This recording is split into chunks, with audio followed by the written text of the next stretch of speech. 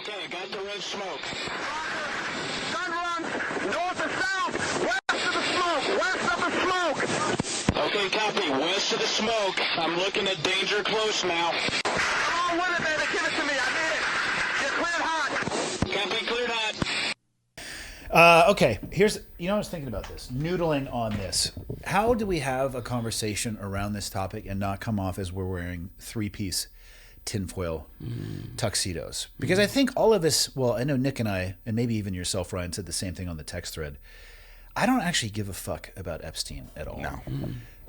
To me, I watched people make such grandiose claims of where he was a triple agent or a quad agent or whatever. And for clarity, I just think the dude moved money for intelligence agencies and he offered his service to... He's a broker. Totally. Yeah. And for anybody who thinks that he was the only one doing that, you're going to have to wake up. That's right. For anybody that thinks that the U.S. government probably in a room didn't use exactly these words, and it would be for the benefit of many. A few are going to have to suffer. For the greater good. They make the utilitarian position. But seriously, did the government? And by that, I don't know if there's a dude twisting his mustache. I don't know if there's a fucking cabal of people together. But Definitely is not that. I don't think so either. But if there was a group of people looking at someone like Epstein and they say, he helps us move money from budget line items that we don't have to discuss or describe to actionable cash somewhere by laundering through trades, because guess what? He sucked as a trader. But that's great if you're not worried about ROI. If you win on the losers and you win on the winners, that's fantastic. I'm still looking for that business model. Mm-hmm. They would look at that, and then somebody said, okay, but this particular dude has some baggage. He's really fucked up as a person. Yeah. He's really preying on these type of people and facilitating it. I know for a fact that they would use for the greater good. 100%. A few will suffer so that we can continue to have our umbrella of safety. And that sucks if you're one of those people that was abused. But that is legitimately how I feel our government operates at the highest levels. They do it at the lowest levels too. They make utilitarian decisions that some people are going to suffer, and some eminent domain is a great example of this, right? Yeah. That's probably the most classic example. Some will suffer, but everyone wins. So I don't give a shit about Epstein, but Nick and I, we sit down once a year and we try to scare the shit out of parents. Last year was about Roblox. Interesting things with Roblox too. I'm still having other conversations with people about it. It's what a great platform for enrichment. More on that later. Yeah. But I hate the predatory aspect of it, and I also hate that nobody was held accountable. The corruption gets you? The whole thing. Yeah, all of that. That's the shit that drives me nuts. Yeah. Him as a person, I don't actually care if he's alive or not. Yeah. If he is, I mean, I would care, because then maybe we could televise an execution with a potato peeler. That would be spectacular. Yeah. Fillet his skin off. Yeah. Yeah. But it's tough to have a conversation about this topic without going into the clickbaity, is Epstein alive? Because I hear people sensational. Oh, they wheeled out a jelly body of the prison cell, this, that, or the other. I don't fucking know if the guy killed himself. Yeah. So I thought the same thing, right? And had it not been Ryan who Pull called that closer to your face. Pull it closer to your face. I'm not a Navy guy. I'm not so used to this. I mean, coming from the Air Force, I'm pretty sure you are. Coming from the Air Force, what I can say is your chairs are subpar comfort, but that's all right. These are the Rogan studio chairs. If they're good enough for him, they're good enough for me. Well, they're not good enough for the United States Air Force. I'm just saying, right? It's a chair called the Chair Force for a reason. All right, fair enough. Yeah. Had you called me and said, hey, I want to run something by you to see if I'm crazy, I would have just said, you're crazy, and hung up. Same. But because it was Ryan, and I know Ryan, I've known Ryan for 10 years? 2015, Yeah, since 2015. 11 years. Just real quick, I can brag on Ryan. So what we do at DeliverFund, Ryan is the OG of that. The reason that we are doing that is because he stopped doing it. He literally, Y Combinator backed company that he started. What was the term you just used? White Combinator? Y Combinator. So Y Combinator in the tech ecosystem, everybody knows it's like one of the top tech incubators that you can get into, right? So he was backed by them, a few other like big name VCs, and for the whole purpose of trying to do this in a for-profit model. Doesn't really work in a for-profit model. Tough. Yeah. And so the technology works. Yeah, the technology worked great. So he actually kind of like he's the foundation that we're standing on. And we were one of his customers. Like I was buying his product, and then he had to close the company down. And so I was like, well, crap, now I gotta build it myself. We sold it to a company then at the time called IST Research. Okay. And so I then went and worked for the State Department as a federal agent. Really, the biggest reason was it was pretty tough to sell that product to law enforcement agencies that didn't have a ton of money. Yeah. And we were a little bit early on it, right? Using technology at scale to harvest commercial sex ads to surface people that are being trafficked. Conceptually, it was difficult to move out of the status quo. And we had some competitors that were doing it for free. And so fortunately, we found a really great landing place for this technology at a company that was able to integrate it into a larger platform for doing the same things. So Okay. How'd you get started in that world? What's your background? Yeah. So I started as a lawyer. My This background. episode's over. Yeah. I'm a recovering lawyer. I'm a recovering right? lawyer. Yeah. I tell people that I didn't want to keep practicing, but I went to law school to work against human trafficking. That was like why I showed up on day one. Okay. That was always been something very important to me. And so practiced for a couple years and then started the tech company after doing human trafficking law and policy. So, and then after that, I went to the State Department, and then later on after that to the Rewards for Justice program, supporting them at the State Department from a defense contractor that had a contract to enable their rewards programs using the technologies that we created for them. Rewards as in literal writing checks to people? That's right, yeah. So you got Bob Bad Guy runs his criminal terrorist network, whatever, and all of the who's who in the national security world get together and say, all right, we're going to sponsor a reward for this guy, and it'll be, $5 million, $10 million, whatever it is. It goes and gets signed by the Secretary of State. The Secretary of State sends it down to the Rewards for Justice office, and then their responsibility then is to promote that reward offer and then also receive information. And historically, this was done with really just painfully manual channels, so emails and posters and things like that. Yeah. And this company I worked for modernized this process, and it's an incredible program, very effective program. We're talking like rewards for tips or Rewards for information that could lead to a criminal justice or other outcome for terrorists or criminals or missing Americans. It's a very effective program. You dangle that much money in front of people, and you're going to have effective people in Afghanistan. turn up. I offered a guy $50 million once if he'd tell me where Bin Laden was. His response Didn't buy it? Well, he was just like, who the fuck is Osama Bin Laden? Have you ever seen the interviews where they talked about the sums of money to like, you're up in Koust or whatever. And like, if we gave you $50 million, what would you? The guy goes, I'd probably buy another goat.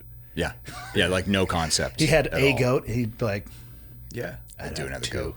Yeah. These guys couldn't get their head around millions for the most part. They didn't understand thousands. what we were talking about. You would run into people, we were there, obviously, 9/11 spawned all of that. There were plenty of places that were like, 9 what? Who? Yeah. What? No. What happened? Yeah, we have no idea what you're talking about. What? Not only what is a dollar, what is $50 million? Just completely non sequiturs to them. Yeah. In the U.S., though, I think that would motivate people a little bit more. People in the U.S. there's don't really people have much information, though. Yeah. Today's episode is brought to you by Black Rifle Coffee. Do you like coffee? If you do, well, then I'm talking to you. If you don't like coffee, I don't know what to tell you other than you live your life how you want, and maybe you're making a little bit harder on yourself than it needs to be. If you head over to blackriflecoffee.com, first thing you're going to see, front and center, they are celebrating the United States' 250th birthday. Now, these blends that you can see Beyond Black, Just Black, and Spirit of 76, they're not necessarily new, but I tell you what, the packaging and the branding on the bag, they're pretty legit. Coming on down, Freedom in Every Cup. These are things associated, again, with the 250th. Red, White, and Brew giveaway. This is pretty cool. If you want to enter here, you're going to get, everything from a coffee machine to that looks like a grinder. Oh, those are really high-speed grinders, actually, by the way. A couple cups and bags of coffee. That's amazing. You can go ahead and sign up right there. It says enter now right on the website. Father's Day is getting ready to be here really, really soon. Actually, it's going to be shortly after this episode releases. You got about 8 days. Definitely still time to get your father a gift. If he likes coffee, man, I'm telling you, this is a one-stop shop. If he likes coffee, if he likes this country, he likes supporting veteran-founded and run brands, then we're in the right spot. And of course, everything else that they offer. The ECS, Exclusive Coffee Club Roast. This month is Space Bear. This is probably one of my favorite bags. I actually went and bought the t-shirt associated with this because who doesn't want to see a bear wearing a NASA outfit? You can join the regular Coffee Club subscription. By the way, ECS is going to be 1 bag per month. Evan has a very heavy hand in selecting those bags.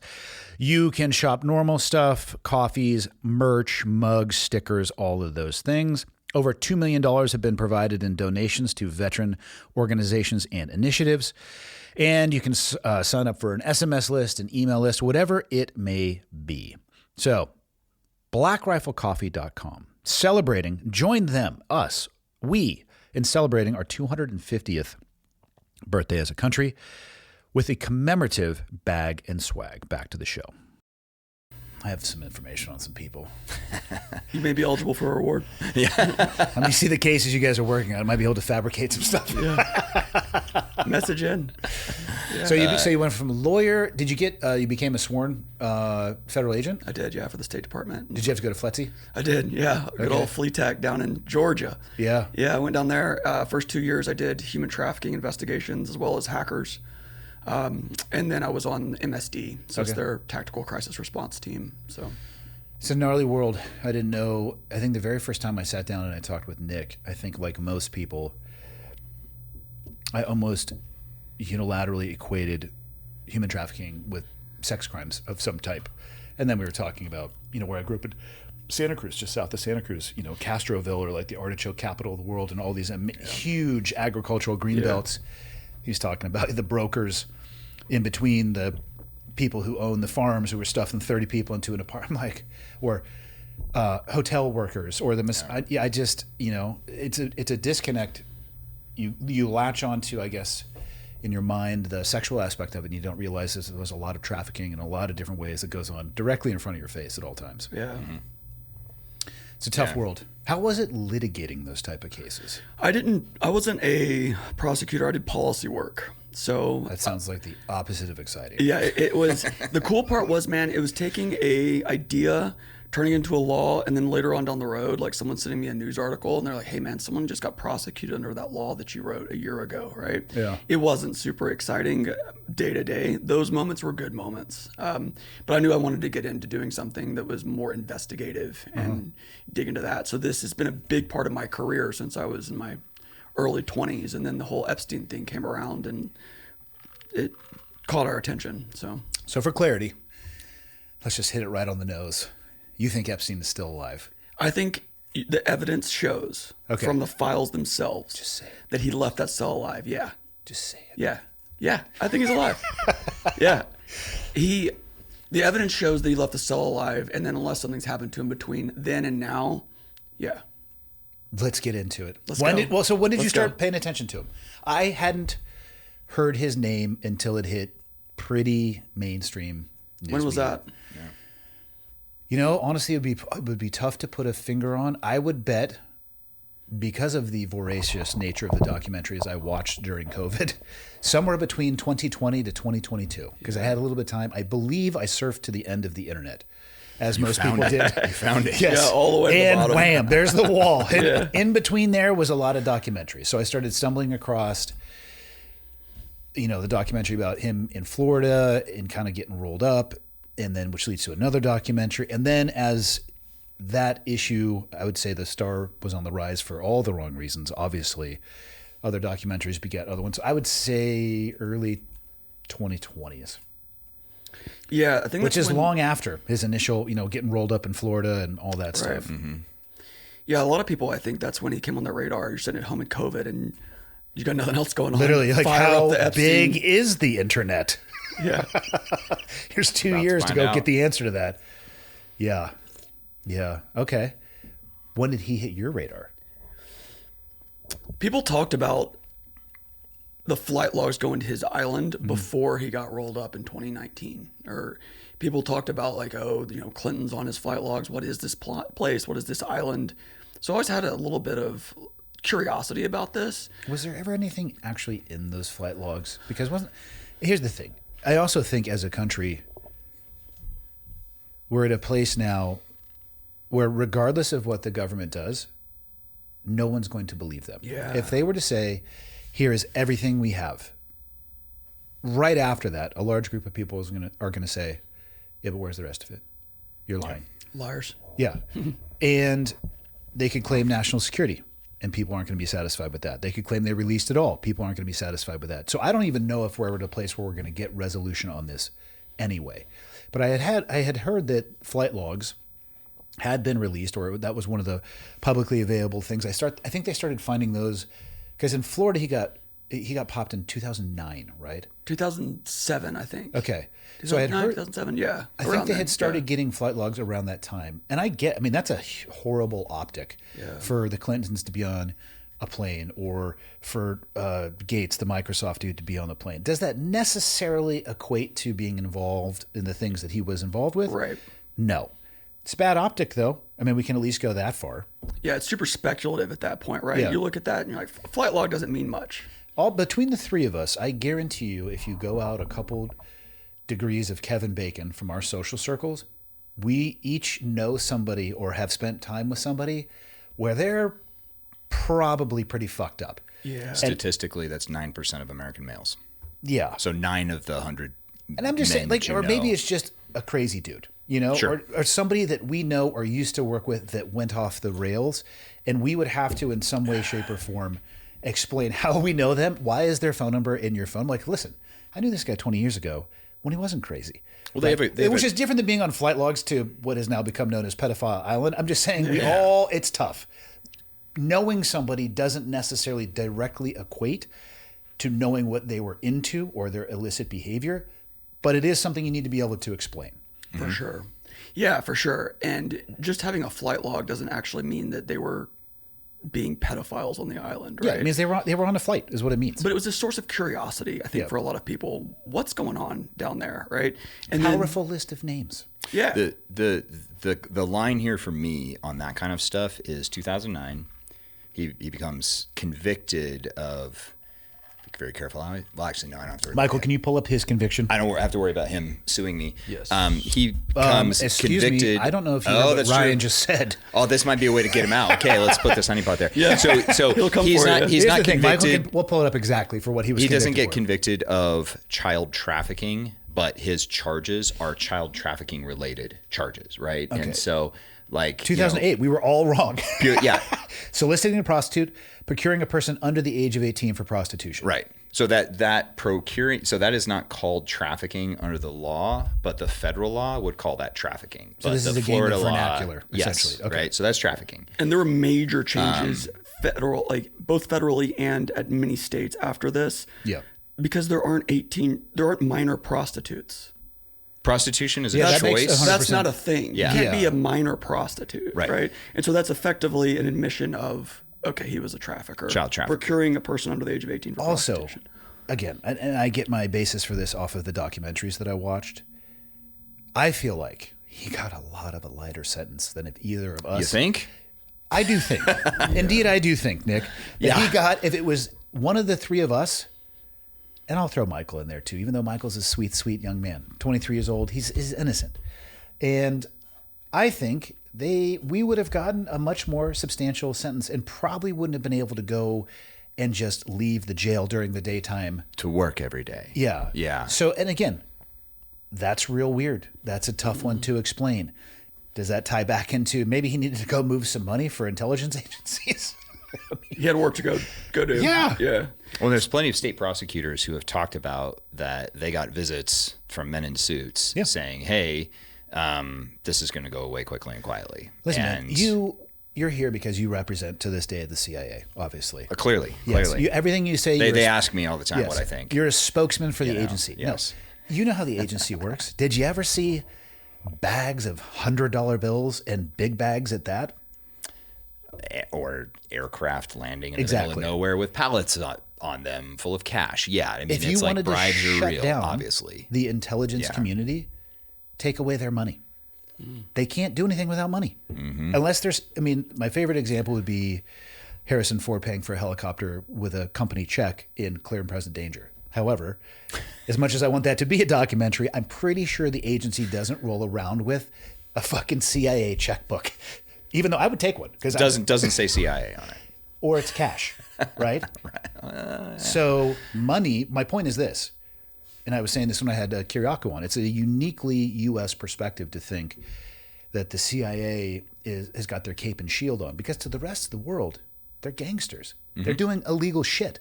Yeah. And that is powered by money. And brokers. That's what I'm saying. The money has to get there social some way. brokers. Yeah. I say this a brokers. lot to law enforcement that we work with at DeliverFund. They're like, man, like you guys are pretty good at putting all this together. And they're like, well, you know, because they'll like somehow think that, so I was a special agent in the CIA, but that's not a federal agent. Those are two very different things, right? No arrest powers or anything like that. So they're like, well, you know. And I'm like, no, like I don't. Like I was never law enforcement. I was a professional criminal. Yeah. I went over to other countries. I broke their laws. I evaded their law enforcement officers. Almost by doctrine. It's pretty good at it. Yeah. You know, was incentivized to do natural so. too. Yeah. And so yeah, like it's a criminal organization in that the organization goes over to other countries and does things that break their laws, that They're are designed crime to things conduct over there. espionage, It's their which, whole point. Every other country is going to look at and say, hey, stop doing that. Meanwhile, every other one of those countries likely has an They espionage do exactly service the as same well. thing. That's what I'm saying. Yeah. So you think that slope could potentially become a little slippery? Only every day and twice on Sunday. Right. You know, again, talking with John, he was, you know, the CIA is, in his words, largely unfixable without oversight. And the reality is, if you really wanted to shut that stuff down or control it, it has to come through money. I don't even think the oversight would fix it. If you take away those aircraft pallets full of $100 bills, the job gets a little harder.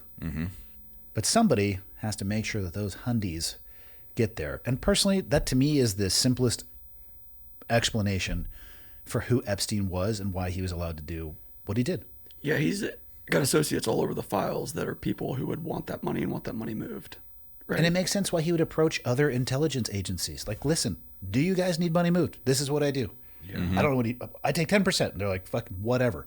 Here you go. You could see these negotiations in the emails. He'll be like, all right, my amount is 10 million, or my colleague is 10 million, and I'm 25 million. Where he'd broker things with the DOJ for getting people out of hot water, right? So there's plenty of evidence of this. Sort of, we know this. There's a two tiers of the justice system. There's the one that you and I have, and Nick, and there's the ones that like guys like Epstein have. And you can see the evidence of this. Yeah. Where he did not get prosecuted federally because at the time Acosta was the prosecutor for the Southern District of New York. And the Daily Beast, there's a journalist there named Vicky Ward, and she released, she made a comment about how she learned from a senior White House advisor. So this is third hand at this point, but take it for what it's worth, that he was told by Acosta, as he was being considered for the labor secretary position, to leave Epstein alone. It's above your pay grade. He's intelligence. So again, third hand, but there's reporting that connects these pieces back to that world. Yeah, and from a simple approach, when people start saying, again, he was the Mossad deep cover agent, and I'm like, I don't think so. I think he was a relatively ugly dude who had a lisp and was kind of short and loved money and power and influence. And he got that by doing the things that he did, and it enabled him to do the broken shit that he liked to do as a human being. Pretty simple, you know? I mean, there's intelligence agencies are not law enforcement. And that's, I think, something that's so important for people to understand. They're kind of the opposite of law enforcement. Right. And so they do not have to, like a law enforcement officer witnesses the commission of a crime, that law enforcement officer has to do something, right? Yeah. Like that's part of it.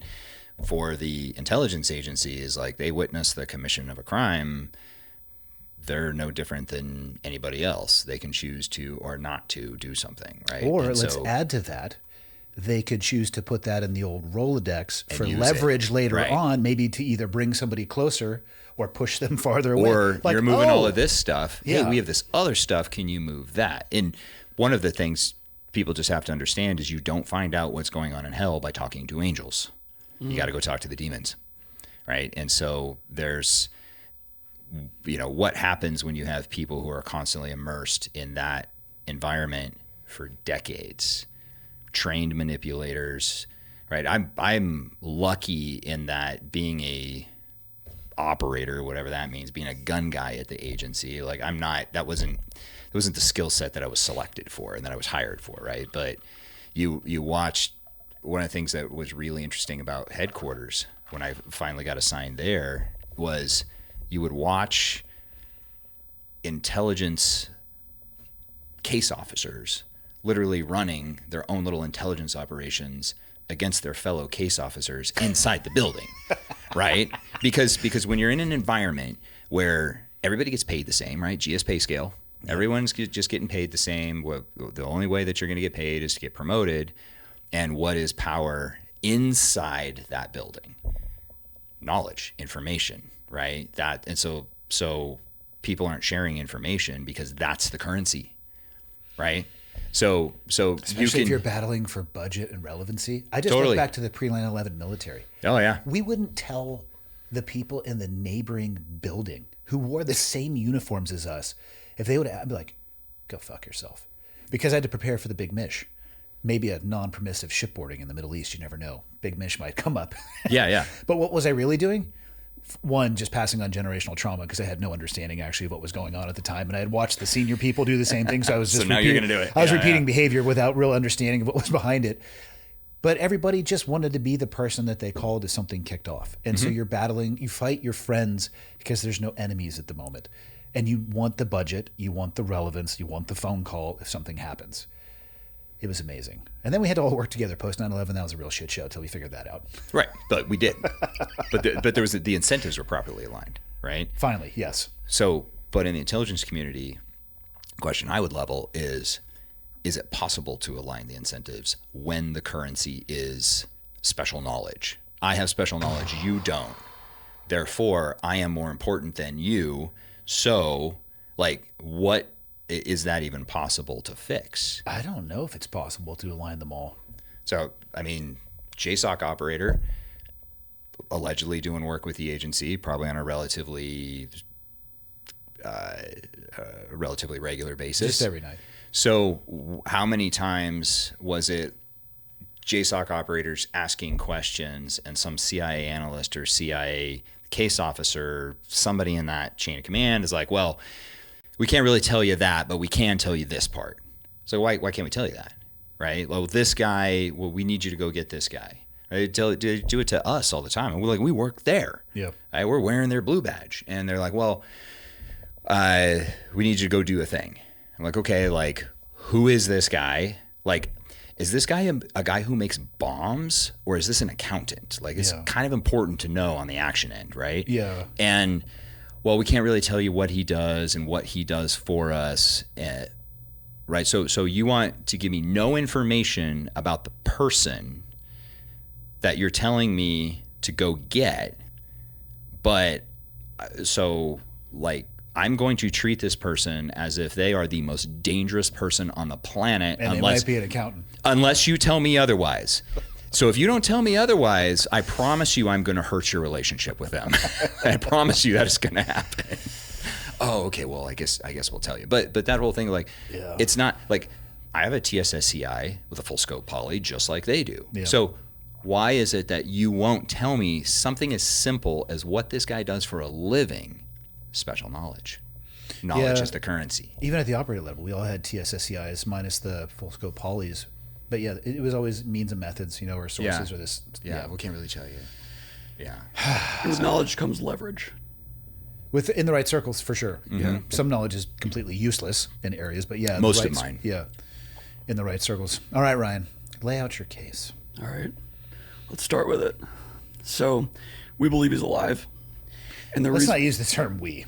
Well, are we talking about in this room? I'm not going to speak. I'm for not you there guys. yet. I'm not going to speak for you guys.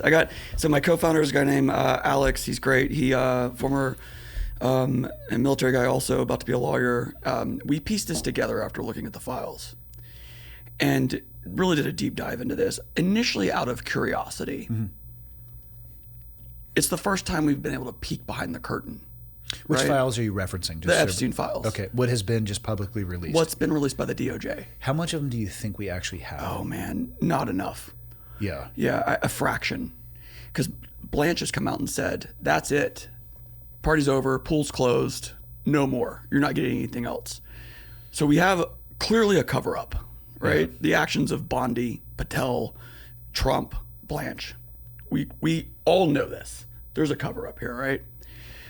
Of what we have, it's pretty damning of what we've got, right? So then that begs the question, is what's being covered up? We don't know, but you can assume that if this is what they gave us, what's covered up? What is held back? So we took this information, and a good criminal investigator thinks in terms of a timeline, right? Laying it out. What happened when? Yeah. What happened when? So what we do is start with who was this guy, and work our way through all of the events, major events. I think we have categorized like 22 major events that we walk through here and arrive at this conclusion at the end of it. There's 3 options, only 3. He either killed himself, or he was murdered, or he walked out. Like, I don't see a 4th option. No. They're doing a really good job of hiding him if he's still in prison. Yeah. I guess that would be the 4th option. Still in there. Yeah. There's a hidden room. He's still there. Of those 3 options, him being alive is the simplest. It has the fewest problems. Okay. So we lay this out, and we start with like who he was. So you talk about the intelligence connection. The FBI does a warrant on his Manhattan home. They open a safe, and that safe is a passport, an Austrian passport. What year is this? This is his second arrest. So this is still in the This is the recent one. This is pre-2019, but after the second one, right? Gotcha. He has a Austrian passport that's pulled out of here with an alias on it, with travel stamps. With his picture? With his picture. His picture, different name, travel stamps. So who can create those? I was going to say that in and of itself is a heavy lift. Very. Because one of the things that, and I guess it's just for the audience because you guys know this, but one of the things people don't understand is like, oh, well, how hard can it be to make a false passport? That's actually not that hard. It's getting it into the passport system. Yeah, so making something that looks fake and making something that's functional are 2 very different things. Totally. So what your passport is in an international, essentially, passport database. I'm oversimplifying it, but that basically is the way it works. And so if there is a fake passport, that passport is not in that database. It's actually a real problem for intelligence agencies, right? Especially you go into places like Dubai and you're getting retinal scans and all that kind of crap. Biometrics, how should we say this? Might have changed the game. Travel. Yeah, a lot, right? It's like harder to get places when, I don't know, you're traveling and not supposed to be. And here's the list of countries you can never go to again because you went there. Yeah. Under a different name. Damn it, they have good beaches. They got you. They got you. Yeah. They've got good beaches. But well, and it's probably okay. I mean, so that's a feat. It's a feat to get the passport and have travel stamps. Well, and people need to understand that there are. How do I talk about this broadly? It's always the problem, isn't it? Yeah. There are mechanisms to get legitimate travel documents like a passport that would have your picture and not your true name on it. But those function because they are legitimate travel documents.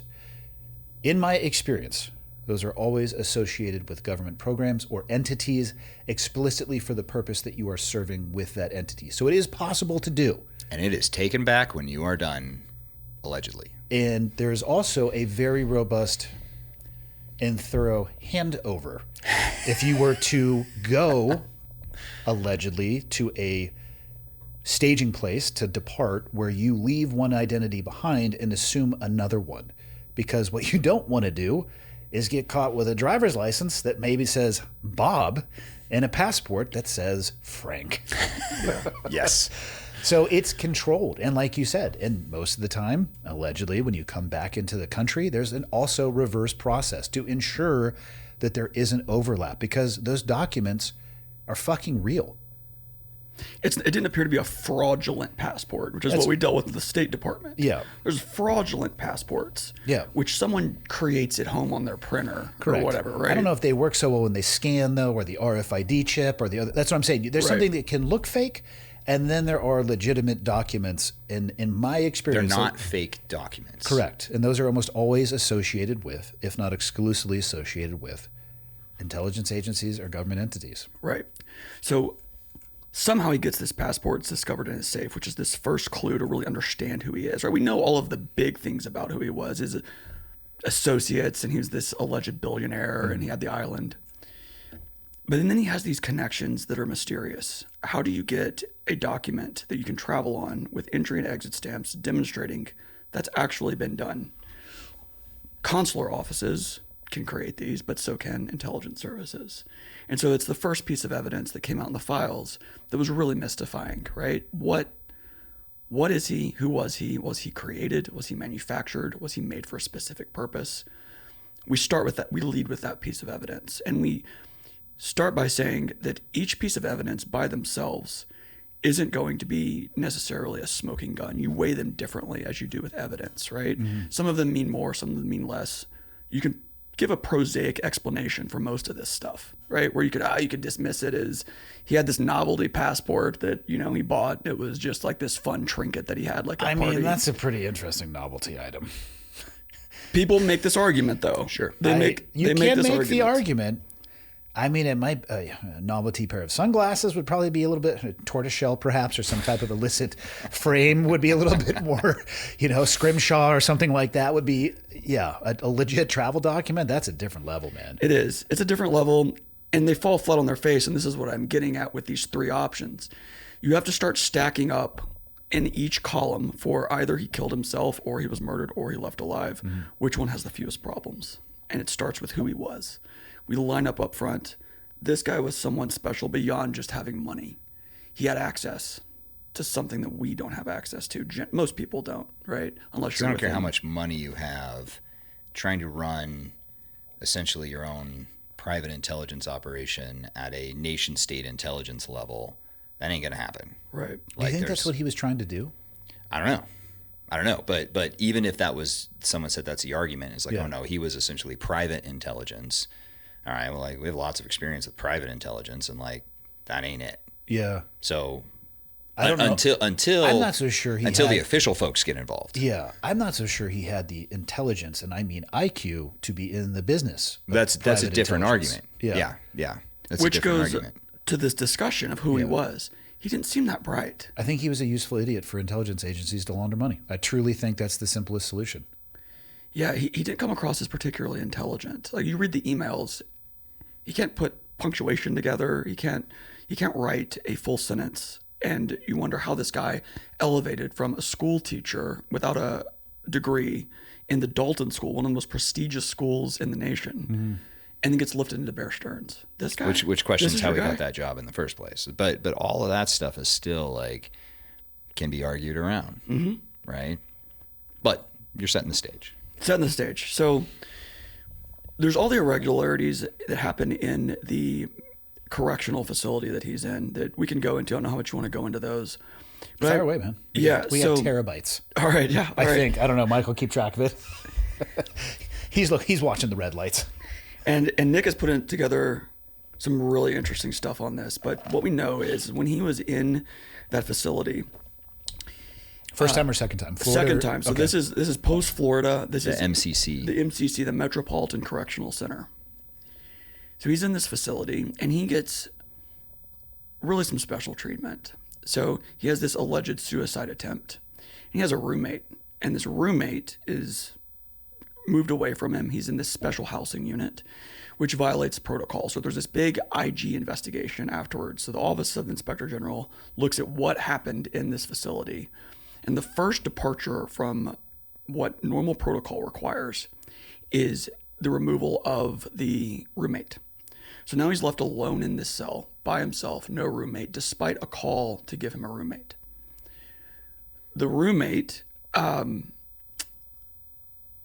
recounts this as well, right? So there's multiple people that are testifying to this. It's like an anti-suicide policy, essentially. There's two people. Yeah, okay. That's right. Yeah. Somebody to scream for help. Someone starts hanging themselves from the ceiling. Yeah.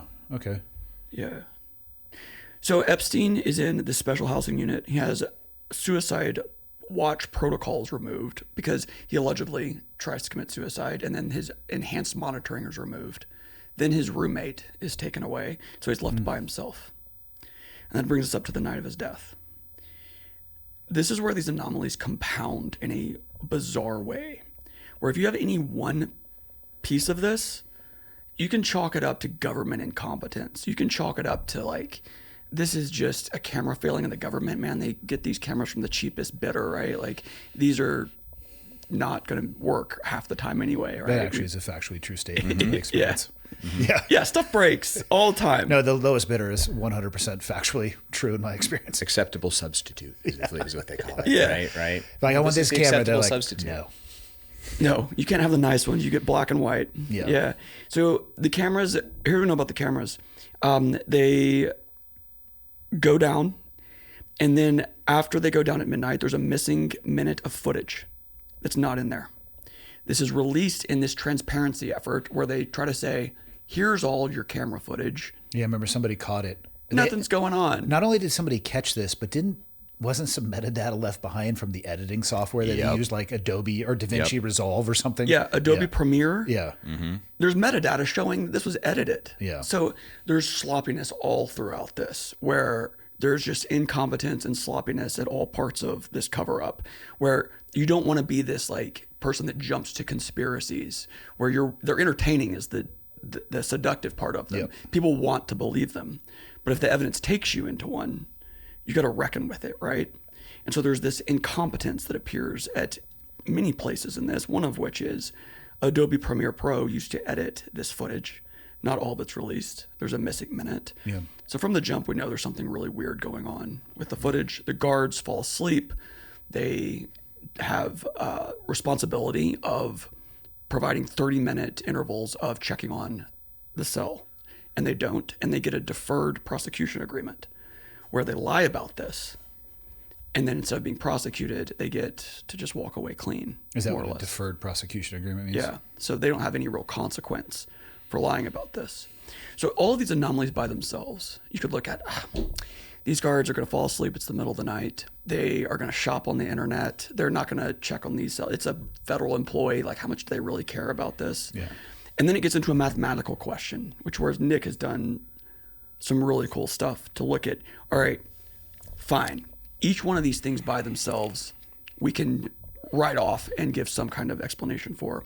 But when you paint a picture with all of these and you look at just even in the correctional facility, what are the odds that this could happen? So Ryan calls me, oh man, what was this, like 6 months ago or something? Yeah. And this is 2 days of my life I'll never get back, so thanks for that. Yeah, you're welcome. Enjoy. So he calls me, he's like, hey dude, I want to run something by you. All right. Right. And so he starts laying out, he's like, it literally leads with, I think Epstein is still alive. And I'm like, here we go. I tend to come out hot like that. I I would rather have somebody lead with that than string me along for 30 Right. minutes. And, And so he's like, don't bury the lead on me. Just hit me on the nose with it. Yeah, here you go. I'm like, all right, the traumatic brain injury is kicking in, right? And like, here we go. Time to start finding a home. But then he starts laying out his case. And there's a lot of stuff post-death that are like bigger smoking guns. He hasn't we're even not to gotten those into yet. yet, right? He hasn't even gotten into yet. But so he starts laying out his case. He gives me a document, and he's like, here you go.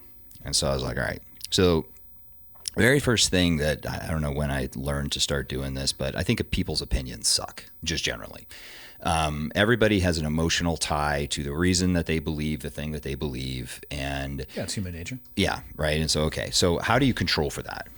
Math is a pretty darn good way because math tends to be pretty unemotional, and this is kind of one of the reasons I like math.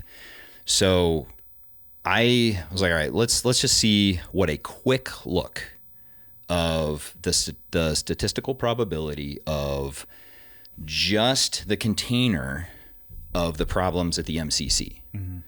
Let's look at just that. And I didn't build a Python script for this. I just ran it as best I could, just real quick. You know, it took like 30 minutes. I love that you think I know what a Python script is. Oh, it's computer program. Computer program is like when you like want to know you get it right. Michael, right? do you know what a Python script is? I know what Python is. Yeah, Okay. we know that. Coding- you know coding what language. Python- Yeah. First off, when he says Python, he's not talking about. Yeah. Oh, coding? Let me just go ahead and I will translate for you what Michael means when he says he knows what Python means. He's probably in your database somewhere. It's not a big deal. Probably. How is your boyfriend doing, by the way? Anyway, He's not enjoying prison. so I looked at it real quick, and the number came out to 1 in 79 quintillion was the probability odds of what you had just discussed, Ryan, the things that happened. That all those things went wrong just in the MCC, right? Okay. And he actually left some documents out in the original one. And so I was like, well, that's really interesting, because any mathematician knows when you get an answer that big, the general consensus is it's wrong. So ran it again. Meaning you're putting in integers that are you did something wrong. You have a mistake in your system. Equation is wrong. So big. Yeah, you're wrong. So I did it again, kept coming out with the same thing. I was like, okay, so put it all in an Excel spreadsheet, sent it to you, and it's like that's what the math shows. But what I did was, because it was a quick look, I treated every single issue as if it was an independent variable. And we all know that, like, when things go wrong, it's never one independent variable, right? It's a stack of problems that leads to some type of catastrophic outcome, right? So think of like your risk assessments for operations and things like that. So then time to break out the Python, right? And so Michael's attention. So I was like, all right. So I put together a script, and I was like, all right. And I want it to be, and I gave it to you. I think you're publicly saying that you're going to put it on GitHub. That's right. Yeah. So we'll and make it put publicly it up on available. GitHub so people can scrutinize this. Yeah. Attack it. Check all of this. Attack all it. of it. I want people to be super skeptical, to dig into it, to say, hey, that doesn't sound right. I'm going to look into it. We put all of it out there. Yeah. EpsteinIsn'tDead.org. We lay it all out. Come prove me wrong. I don't want to be right about this. It's not like fun to be right about. Because of the consequence of what it means. So anyway, put all the code together and started running scenarios, ran 12 different scenarios and containerized each thing, right? So basically a way to say that is taking like, okay, the things that happened at the MCC, but that were just security related, guards falling asleep, camera going out, sticking those in one container, and then controlling to make sure that it's called double counting, right? So controlling for double counting to make sure that the container doesn't become it doesn't have its own internal multiplication effect. So it's a way of saying that, all right, this is the most damning piece of evidence, and it's got a value of 8. There's 4 other pieces of evidence that might be 2 and 1. So we're not going to go ahead and calculate this as an 11. We're just going to calculate this entire container as an 8. That's it. So we're not double counting anything. Gotcha. And then for anybody listening who's interested, we used a Bayesian methodology and using a Cass-Rafferty scale for actually calculating the value of each one of these anomalies. Well, how do you get a baseline for the value of the anomalies? The Bureau of Justice Statistics. They actually will tell you what is the base rate for cameras going out in prisons? What is the base rate for suicides, right? All of those things. And so tried to stack the deck as much in the favor of the official narrative as possible. Yeah. Estimating low, if you will. That's Still a lot. man their argument. Give them the benefit of the doubt. As generous as possible. That is a lot of work, right? It's like, okay, this is a smoking gun, but I'm going to disregard it. This is a smoking gun. I'm going to disregard it. Or reduce the value I'm going to assign to it to at least account for to error the bias. standard base rate. Yeah. Standard base rate as published by the Department of Justice. More importantly, all of the Reddit thread, hearsay, all of that stuff, threw it all out. Mm-hmm. The only documentation or the only evidence I used in the math, and that actually got rated in the math, was the DOJ released official from a court of law, like the official stuff, right? So that really cuts down on the amount of stuff that you can use. Do you know what the probability of all of the things that happened? I think there was 14 anomalies that happened in the MCC. The probability of that happening was, it was 1 in 5 times 10 to the power of 30. Mm-hmm. So That's a lot. yeah. So that's big number. 5 times 10 with 30 zeros behind it. I believe, and I'm probably going to get this wrong, but I believe that's 10 non-nillion, right? So quadrillion, 4 trillion, right? This is all the way to 9 trillion. And the odds were 1 in that. 1 in that. So what does that mean to like people? Like, how do you wrap your mind around numbers that big? So, and I think this kind of proves his point. It is, and finding this analogy was quite frankly a lot of math and really hard too, but we call it the royal flush problem. So it is roughly the same probability of a single player sitting down at a poker table and getting dealt a single suit royal flush on the first hand, right? So think about that. So is it impossible? No, but highly improbable. And I would say that's probably where the line of improbable meets impossible. And so if you sat down at a poker table and the person you were playing against got dealt a single suit royal flush on the very first deal on the first hand, what is the only logical explanation? They're very lucky. The deck was stacked. Oh, the sorry. only logical explanation. And so that's where, when Ryan called me about this, and I ended up staying up till like 2 a.m. Well, you need to take less Go pills. I know. Don't take them past 4 Well, that's the p.m. only reason I was able to do it. Yeah. You can get yours at gogummies.com. Caffeine late in the day is not good, man. You gotta be able to wind it down. Yeah, I call him back next day. I was like, dude, like, I want to know more. And so when you put all of the evidence, so then he gave me all the evidence, right? And you put all of the evidence together, the stuff outside the MCC, like you put all those different pieces together, only the court documented stuff still. Mm-hmm. And you try to make the number as small as possible by like just stacking the odds in your favor over and over and over and over and over. I finally got it down to the probability. And I should say, what is the probability here? Like, why do I keep saying 1 in? And he's giving you three outcomes. Yep. To me, this is actually a binary question. It is a self-inflicted outcome, or it is not a self-inflicted outcome, of which leaving the MCC alive is an option, right? So not self-inflicted outcome is all kinds of options. Self-inflicted outcome, suicide, it is what it is, right? So to me, it was like, is anything else even an option? So when you break it down to that binary way, what we found was that when you put everything together and you steelman the argument in the absolute favor of the official government narrative, it's 1 in 810,000. That's There's still pretty ridiculous odds. Yeah, that is a ridiculous amount of work to get the number that low.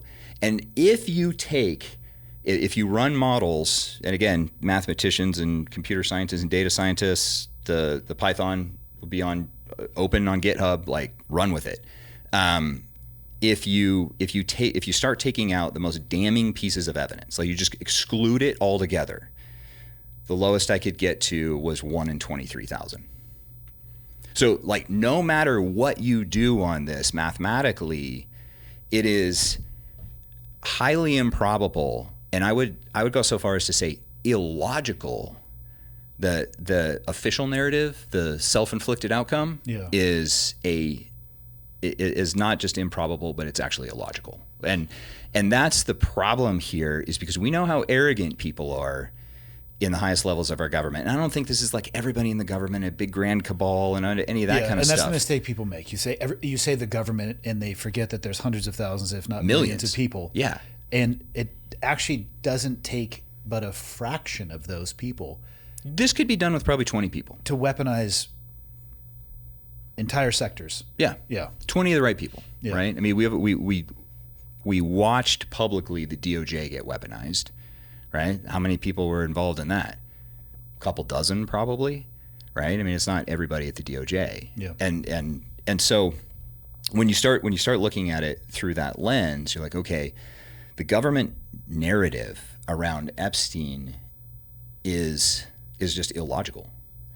And that only comes from arrogance of people saying, well, it's true because I said it is. Yeah.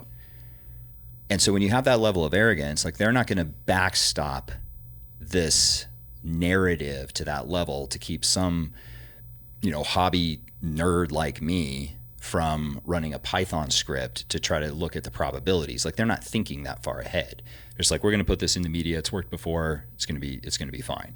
And I think the point here is that I don't really care about Epstein. I mean, personally, I hope he's dead just because he very clearly was a monster. But that's not the point. The point is that if the official narrative is illogical and improbable, that proves the thesis of rotten corruption at the highest levels of our government. And that's the problem. Yeah, I agree. Yeah, this is bigger than Epstein. And people have asked me this question. They've said, well, what do you care about this guy? He's in his, he's got to be approaching his 70s now. That's an easy way to dismiss a bigger 70s. problem, though. He's It's just in that he Right. just happens to be the most recognizable face to the symptoms of what you're talking about. Yeah. And if anybody thinks, let's assume my hypothesis or conjecture about him being a money launderer is correct, you think he wasn't one of many? It's There's a playbook. That's what I'm saying. He's not the only guy out there doing that. There's no way intelligence communities are going to have all their money on one show pony. Sorry, not happening. Because they need to be able to continue to operate and move shit around. Like, it just makes sense that he would be one of many. Yeah, for sure. I mean, there's a playbook, and they can rinse and repeat and do this again, and probably doing it again right now. So what Right. are you seeing outside of the MCC? All right, here's where it gets interesting. So we'll get to the smoking guns here. Okay. We got a smoking gun that's about to come up, but before I explain that, we need to understand what happened with his money. So he met with his lawyers up to 12 hours per day, right up until his death. And At the MCC? At the MCC. He restructures his entire estate. It's put into a trust and will called the 1953 Trust, and this is executed 2 days before his alleged death. Why are you allowed to do that while in prison for money related and transfer? I mean, until this, I'm not for violating anybody's rights, and I have no idea where the legal threshold on this is. But if you're in jail for that type of stuff or being investigated for that type of stuff, wouldn't it be smarter to just kind of lock everything in place until it adjudicates itself? Which are, Right? I don't know. He's a lawyer. It'd be Yeah. like saying you're in the middle of a bankruptcy proceeding, but hold on, while I'm in the middle of this, let me just restructure everything that I have to protect myself in the event that this thing doesn't go my way. Yeah. That would defeat the purpose of the entire exercise. Yeah, he had a pretty much wide open authority to meet with his lawyers as much as he wanted to, which Do most people who would be in containment I mean, I know you have attorney. I know you have the right to meet with your attorney. Is there a limit on the time? Is that more than the average person would probably get? that's a good question. I don't know what the actual protocol is in that facility. Yeah. But I do know he got some special considerations. Like he was able to make an unmonitored phone call after meeting with his lawyers. So there's evidence that he was getting some special treatment. Why would they ever let anybody make an unmonitored phone call? Bizarre. It's Yeah. a great question. So we know that at least he's getting some special Yeah. treatment, and he restructures his entire estate. And what this means is it does a few things. It protects any of these survivors of his abuse from making a claim against his estate. So really difficult for them to make a claim against his estate now. And it also, in the trust, makes it very difficult to ascertain the beneficiaries of this money. And he's doing this all while in the And MCC. it completely avoids probate court No should he probate. be dead, Correct. So which means no discovery, none of that. and no one competing over his will and probate, or whatever his estate would look like going through probate. So makes the move that I would make if I was going to fake my death. Get all the money right, and it was $577 million, so no small amount of money. Mm-hmm. And he puts this into a legal vehicle that through a circuitous route, he could obtain access after leaving the facility. And then fast forward to what's recovered from his cell. And this is where it gets really interesting. Are you familiar with this? I'm assuming you mean the cell he was in, not like a cell phone. Correct. Okay. In his cell that he's in. No. Okay. It's beyond me how this is not being talked about everywhere. I cannot understand this. This is Michael, warm up your fingers. unfathomable to me. Yeah, you can. I was gonna say you can. Do you want Pull it up. Michael to pull this up? Yeah, you can go to epsteinisntdead.org, and if you Control F for smoking gun, it'll pull you down to this card. And we can pull up the visual on this card. It's pretty interesting. There's 2 pieces of legal paper. Or the cell. What's that? Control F for what? Search for smoking gun. Okay, first off, what does Control F do? Find. Yeah. Fine. It's like Python, Control F. Who do you guys think you're talking with here? What's going on in here? Right? I'm not an IT guy. I just look for the little, it's a magnifying glass. Yeah. Same thing. Okay. It's just a keyboard shortcut. Okay. So yeah, What do they call the Get key there on faster. the Apple? Oh, yeah, the there little we go. special Apple key. Click Is that view Control? evidence. No, just Apple. Is that Command or Apple? Yeah, Command. Yeah. Damn it. I know. What happens if you hit Apple F? Same thing. Okay, good. Should. Anyway. At first thought, I thought that was a north-facing penis and a south-facing penis. If I'm being totally honest, I caught that out of the corner of my eye, and I'm just letting you know what I thought it Like was. there very clearly were some Marines in his cell. Like, I think that's what's redacted down there. Okay. I think that's what the north-facing penis. So if you scroll up just a little bit, So you're saying that what we're looking at is a smoking gun? this is the smoking gun. Okay. And I'll walk you through it. This is a handwritten note that's discovered in his cell, and it's one of 2. So this is the first one, and in a second, when he scrolls down, we'll show you the second one. Okay. So the first thing that hits most people's eye is this drawing in the bottom right. It says Brad. This is the nearest airport, Bradley International Airport. Above that, it says jet, and then either U.S. prop or versus prop. In the first case, it would be indicating, okay, is this plane going to be a jet or is it going to be a prop? Yeah, the jet performance, Jet. let's say, versus propeller performance. That's exactly right. So he draws this airport, the nearest one, and there's this consideration of what kind of plane is at the airport. And what's interesting is that this appears to be written in a different color. See how it's a little bit brighter? Have they confirmed that this is actually his handwriting? They confirmed that they got this from his cell Okay. after he died. Okay. So someone else could have written this. Yeah, sure. But it was recovered out of his cell after his death. Yeah. And then, so say that, just real quick, say that this is a smoking gun. It begs the question, well, why would he leave this in his cell? You're not going to throw that in the trash on the way out? And then I remember, they were talking about trafficking and eating kids over Gmail. Right? So there's some hubris here. There's some I have people to clean this up. Yeah. So it gets left in here. The second thing that immediately catches my attention is what's underlined there in the top middle. You see the 3 underlines under where it says red? That says red notice. Why is a guy Where's that? Oh, yep, I got it. Red who's notice, about to kill himself worried about a red notice? Isn't that an what's it intelligence say? alert? A red notice? It flags you. It's a Interpol alert for basically international fugitive. Okay. So if any Interpol country sees flags you. Yeah. Andy, arrest him. Yeah. Real simple. Okay. So if you're going to leave jail and everyone's looking for you, you're worried about red notices. Does the U.S. have an equivalent of a red notice? Or did we just put you on the TV show America's Most Wanted? No, so U.S. participates in Interpol. So okay. yeah. There you So go. State Department Okay. would just put out the red notice, which would go to Interpol, and it gets distributed through all the Interpol countries, right? You can be flagged if you're put on manifests. They can see that. Yeah. Yeah. So all that can get pulled. At the top, it's a little hard to read some of this stuff. So some of this is illegible. He had notoriously horrible handwriting. Yeah, there we go. So some of these words are difficult to read. And there's a guy who's a forensic analyst that does a great job. He's a doctor in this, and he goes through each of these one by one. But the things that really stand out to me are, you see in the top right where it says blackmail and then the $sign. Yeah. This is one of the biggest pieces of this for me, because he knows that when he gets out, he's got to get to money somehow, right? Blackmail, dollars, right? Take that for what it's worth. He's allegedly running this brokering scheme where he has leverage over lots and lots of people. That's a great way to get money. right? You call him up like, hey man, I'm going to leak this video of you with this 14-year-old unless you wire me, right?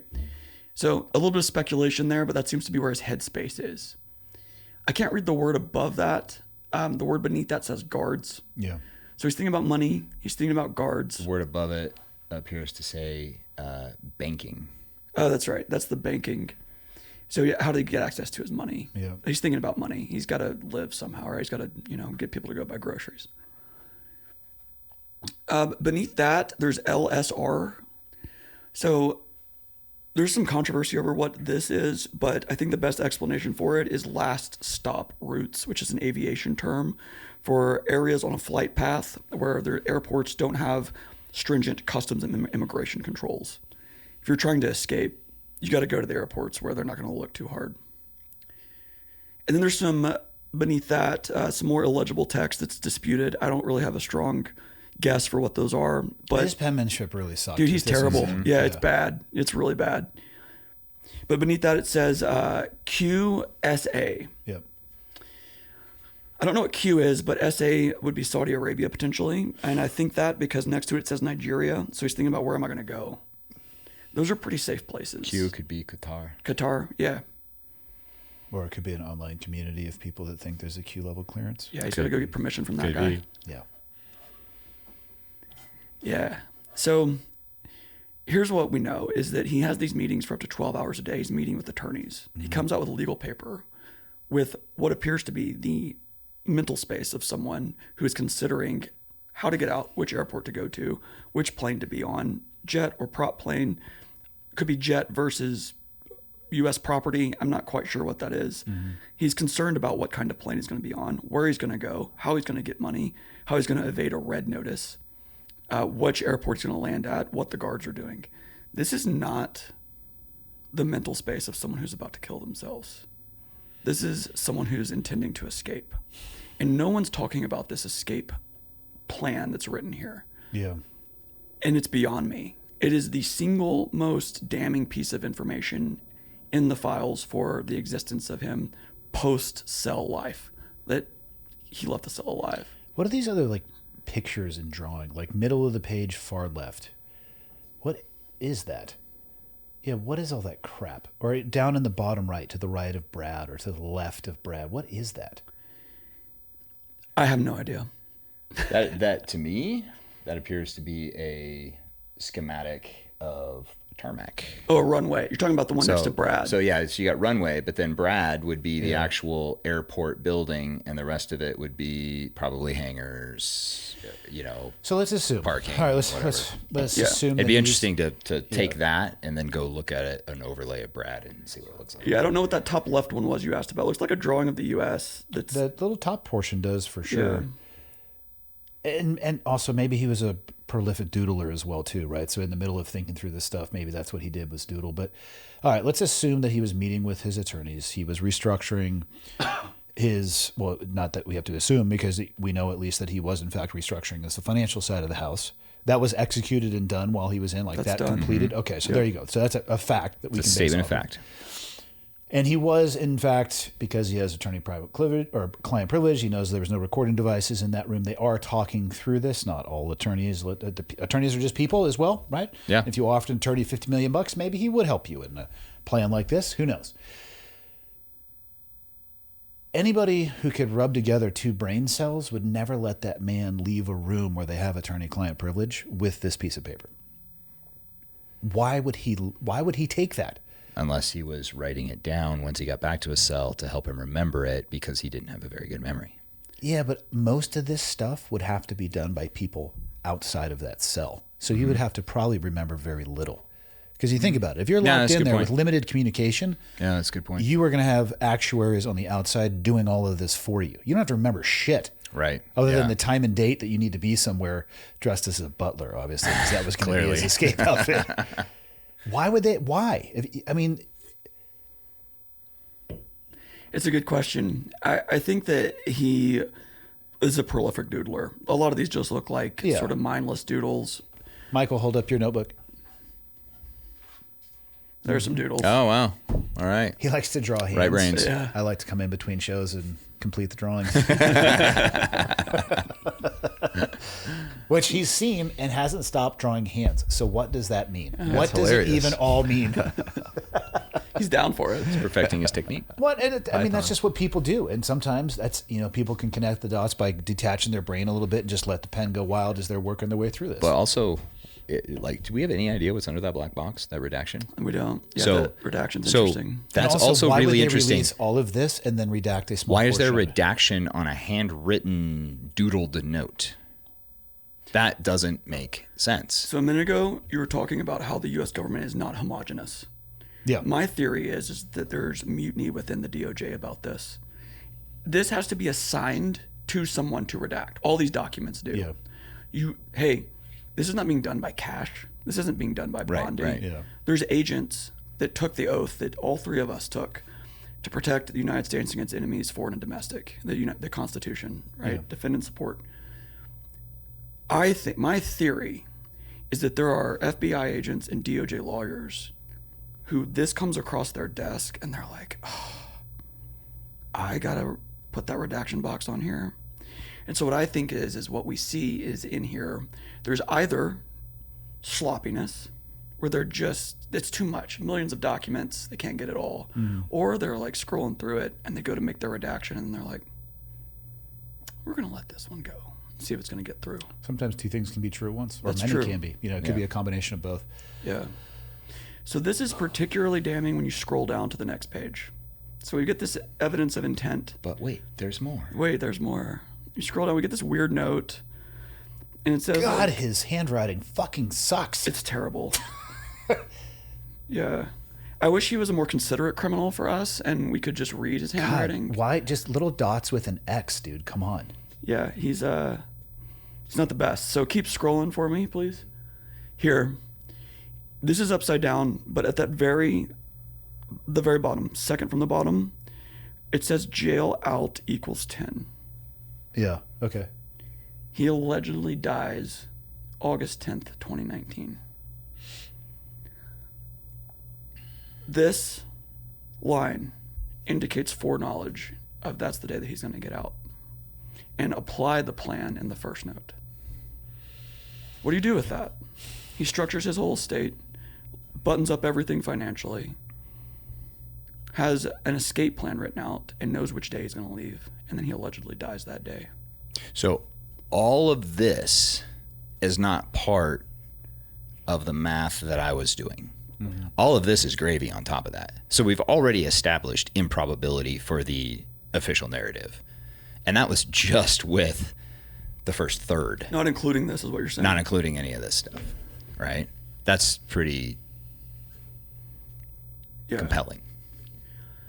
So this is recovered from his cell, and I think I would like to see a comparison to make sure that it is actually his handwriting. Well, we can operate on the assumption that it is. Which is why it's not included. Yeah. I don't know what to make of that. Scroll back up.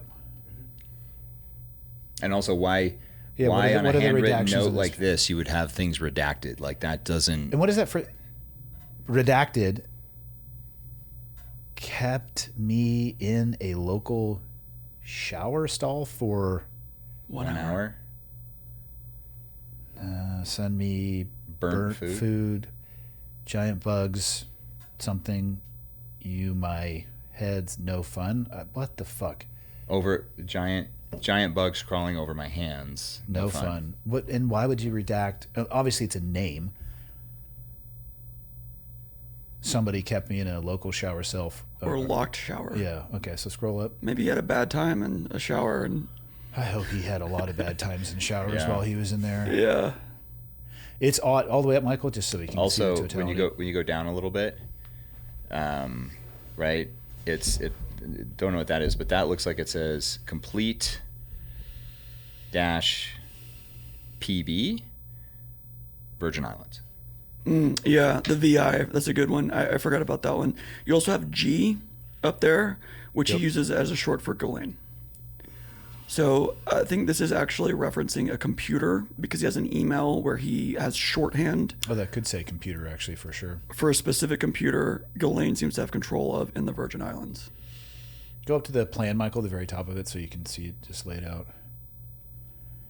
I still can't get my head around why they would let him leave a room that they could pretty cleanly operate in. It'd be like leaving a skiff with your operational planning, which is just no. It's a no move. Yes, and never attribute to malice that which you can explain through stupidity. Or right? incompetence. Or incompetence. Yeah. Because like... Or pride. I mean...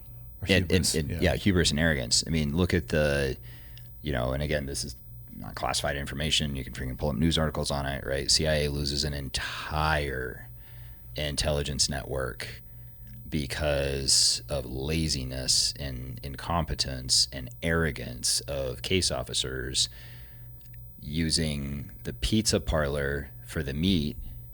The code name was something like pizza, right? And Hezbollah killed a whole bunch of our assets because of that, right? Yeah. And so these are highly trained professionals who know what right looks like. And so I think people at a certain point just get away with things for such a long time that they start to believe that they're untouchable. And you see micro examples of this, right? And we all know in the military, it's never the new guy who dies jumping, whatever it is, right? And it's oftentimes not even the and it's not the incredibly experienced person who like neural pathways are so established they do it in their sleep. It's always the person who was just about there, and they've been thousands of jumps or hundreds of firefights or whatever it is, and they just start to kind of believe that they're untouchable, and they get complacent. That's why aviators have checklists, right? They get complacent, and then next thing you know, it's like it happens to the most experienced people. What do you think he's referencing the government there? So it's got banking, blackmail, guards, a line, government, something. CL, whatever the rest of those two letters are. Or is that a parentheses in LA? It could be. Who knows with the know. handwriting. Latin America. And it's all stemming as like bicycle spokes out of something U.S. Yeah. Visa, Red Notice. So he's thinking about being maybe Oconus is a possibility. Is there somebody deeply influential in his orbit that has right underneath the Red Notice the first name that starts with a K? No idea. No idea. Because underneath it also it looks like it appears to say Heather, maybe. Muslim. It says gangsters down there. See that? Yeah, I saw that. So you guys, you think he has some criminal connections? Yeah, you might know a guy or two. From what I understand, criminals also like money. It tends to be why they do what they do. Yeah. So you guys consider this to be a smoking gun? I do. I'm not going to speak for Nick. Yeah. To me, I need to understand both the timeline. There's totally. all the money, and then there's the intent. Yep. Right. So motive and intent. These line up within about 48 hours of each other. Okay. Particularly the jail out equals 10. Right. This is the smoking gun for me. For Nick, the math is that's his smoking gun. Mm-hmm. Both of those are very persuasive, I think, pieces of evidence. To me, the smoking gun is actually in the autopsy. Oh, yeah. Specifically. Yeah. To me, that's the okay. Of the mechanism of injury? No. There's a different thing that you would have to pay attention to that I had no idea about, but Ryan and his team paid attention to. I'll let you talk about it.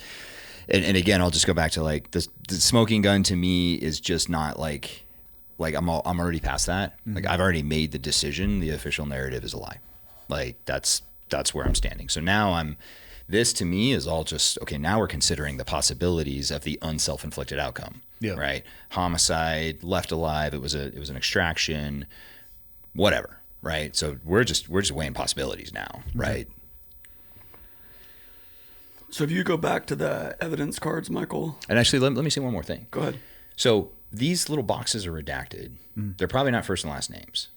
Probably just a first name or some reference. It would seem like it on the second page, at least just because of the size of the box. Reference there too. That's not a first and last name. Based on the size of that writing, that's a first name. Right. Or a singular last name, depending on how he referred to the person. So let's look at what got redacted and what didn't. So DeliverFund is in the Epstein files, right? I mean, I talked about this publicly on, I don't remember where, because we were involved in a number of different things. Luckily, only one thing actually hit a file, and it was a civil law firm that we were working with that was representing one of Epstein's victims, right? And this law firm needs some counterintelligence training, because what they tried to do was they were trying to make their case to the DOJ, and they basically name dropped DeliverFund to get credibility for their case, because we were the ones helping them out with some of the intel stuff, specifically around international cell phones that... Probably not hoping to be recognized for that work, I would assume. Well, I mean, I don't really care, quite frankly. Yeah, like we were involved in helping to help victims of trafficking get justice. No, like, hell yeah, that's what we do. My point being, you probably would have liked to have been in control when your name appears, and right. It doesn't. So we're a source, and that was a method. What are the two things you protect with your life? Usually sources and methods, right? It's going to tend to be the two. Yeah, means right? and ways. Right. And so that was we were a source and a method, right? And that was described in that DOJ letter, or that letter to the DOJ from the law firm, and that was not redacted. Mm-hmm. So that makes me go, okay, like, why is that redacted, but we weren't? I mean, I could see people not knowing what they're looking at. Right. And then they also, within that letter, they actually put the name of the employee who was our chief of operations at the time. And they didn't so like now his name is in the Epstein files, and they didn't redact his name, and he's very clearly an innocent party. Mm-hmm. Right. So like, that's why I also have a lot of like, there's very clearly not an over redaction going on. So that also it's interesting. Asks a lot of questions about why you've got these boxes. The redaction process, which I know nothing about for clarity, so everything I'm about to say is completely me talking out of my ass, which is high 90th percentile anyway. So I would imagine it was given to a team of people, and if they're not even intimately familiar with particularly this case, how do you even know what it is you're supposed to redact? How are you going to know what is sensitive and what isn't, unless you are given direction from whomever, a person, a leadership role, whatever it is, to say, look for only these things? That would explain why DeliverFund and that name would be left in, because that's not on the it's not on the list. And especially if it's a massive trove of documents, if you throw somebody at this who wasn't directly involved in investigating this person, they're looking at this shit as a snapshot. Mm-hmm. How are they? But they're not going to be able to decode this. They're literally probably scrolling through looking for exactly whatever terms they were told to look for to redact. That would be my guess. Mm-hmm. And what kind of review process does their decision to redact have? If they redact this, is there someone who comes behind them and says, oh, you forgot this thing, or you forgot this thing? Or is this a one and done? We're moving on because there's millions of pages of documents. I mean, you'd like to think for, there'd be some QA, QC process. But hell if I know, it depends on the manpower associated with it and how robust or important that list of things you were supposed to redact is perceived to be to the person telling you to redact it. And we would never know that. You never know. There would no way to know unless there's a way to remove these boxes, and then you can start aggregating why. Then you can start asking some very interesting questions. Why this name, not this one? Mm-hmm. Why this person? When without that, this is all, we're throwing shotgun rounds out into the wind, Yeah. Yeah, the redactions are, seemingly not to have a rhyme or reason, because there's some things that look like they should be redacted and they weren't, and some things that were redacted. Like, why is this redacted unless this is a co-conspirator? Or Massey came out on the House floor and made this point and called out co-conspirators and called out Bondi for hiding Les Wexner's name. I believe it was Les Wexner, but it was one of the people marked as a co-conspirator. And so there seems to be how'd that work out for Massey? Not great. God bless him, but he paid for it, I think, in the end. And so it is a process that is deliberately obscured, and maybe we'll never know that. But my theory is that, like you said earlier, it is not homogenous. There's agents in there. They're probably looking at this like, I wonder if I can slide this through. Mm-hmm. I feel like that's true of any organization that has more than two people in it. You're going to end up having, oftentimes incentives are aligned, disaligned, whatever it may be. And not everybody is completely bought in to the degree that you would, that there's just not homogenous organizations. All right. So the autopsy, what's interesting about the autopsy? So if you go back to the evidence cards, Michael, And go back beneath the smoking gun. If you go to evidence he is alive, back at the top, it'll take you to the evidence cards. And I'll show you the body, and we'll talk about the body. So, search for ear, E-A-R. It'll probably take you right to it. I'd use Command F, Michael. There you go. Do one more. So that's takes us to the top card. Let's see if we can get us. It's got 30 results. Maybe it won't be as fast as I think it is. So we're looking for. This is the trust, the 1953 trust you were talking about. That's right. Yeah. Why is that hitting on ear? Here we go. Because if it's in there, yeah. So there's these facial discrepancies on the gurney. Click View Evidence. So. Did they actually release this photo? Yeah. So if you scroll down a little bit, the left one is the photo of him alive. So this is a photo of his face as he's alive. The right is a photo taken by the New York Post. And they let the New York Post come in and photograph his body? I believe this photo was taken on the gurney as he was departing the facility. And they usually cover bodies?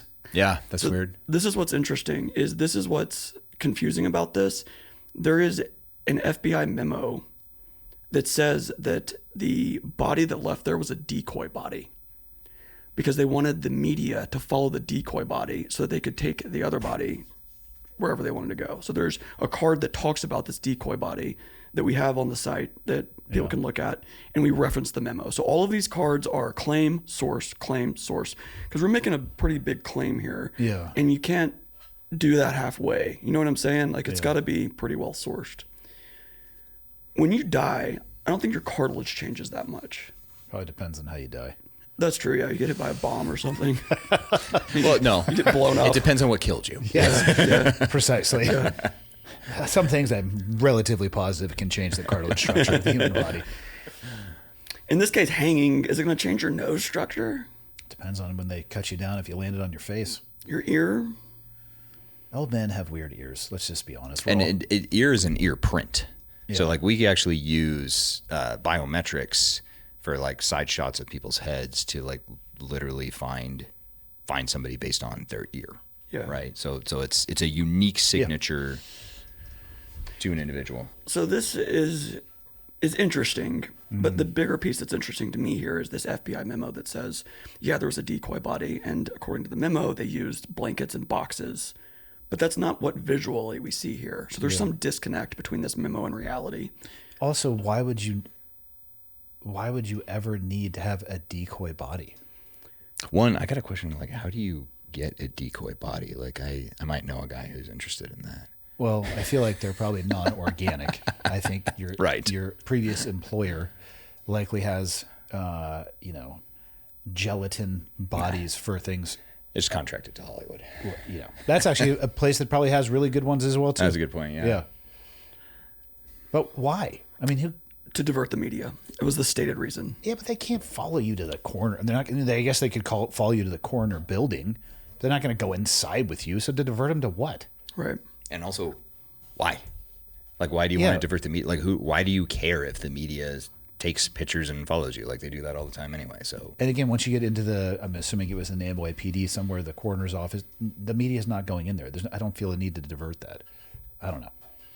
Yeah, it's weird. I mean, you can look at this and you can provide prosaic explanations, but here's where it gets really weird is when it goes to the autopsy.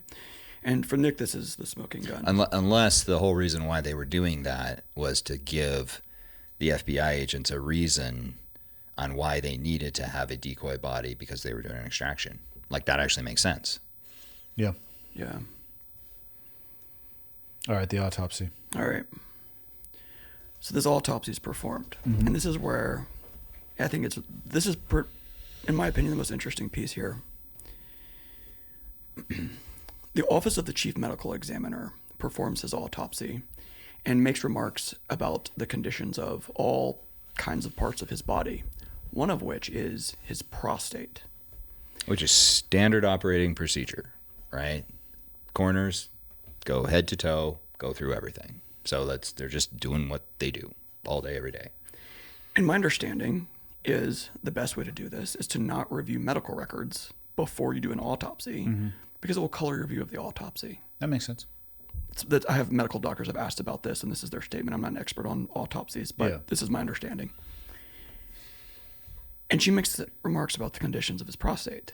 She says it's something like it's basically normal. It was there. The real takeaway is that it was there. Mm-hmm. Rewind to a deposition that he was under when he was alive. And he's asked in this deposition, Mr. Epstein, you can have high testosterone and still need Viagra if you don't have a prostate. Is that correct? He responds, correct. People who try to explain this away try to say that, the royal you is used. Not you, Andy, the royal you. Yeah, but why would you ask him a royal you question like that? He's not a medical background. In a deposition.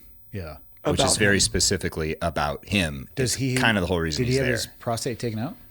Well, we know that he also has a LabCorp record that is found in the files. Okay. Where his... And for people listening, that's just a place where you can go get blood drawn. Yeah, he goes to get blood drawn, and it seems to indicate a follow-on examination for a radical prostatectomy. Okay. His urinalysis and his PSA are the two markers in question, and there's a paragraph beneath that in the LabCorp findings that discuss what the findings should look like if you have a radical prostatectomy, which is big, fancy medical language for removal of the prostate. Yeah.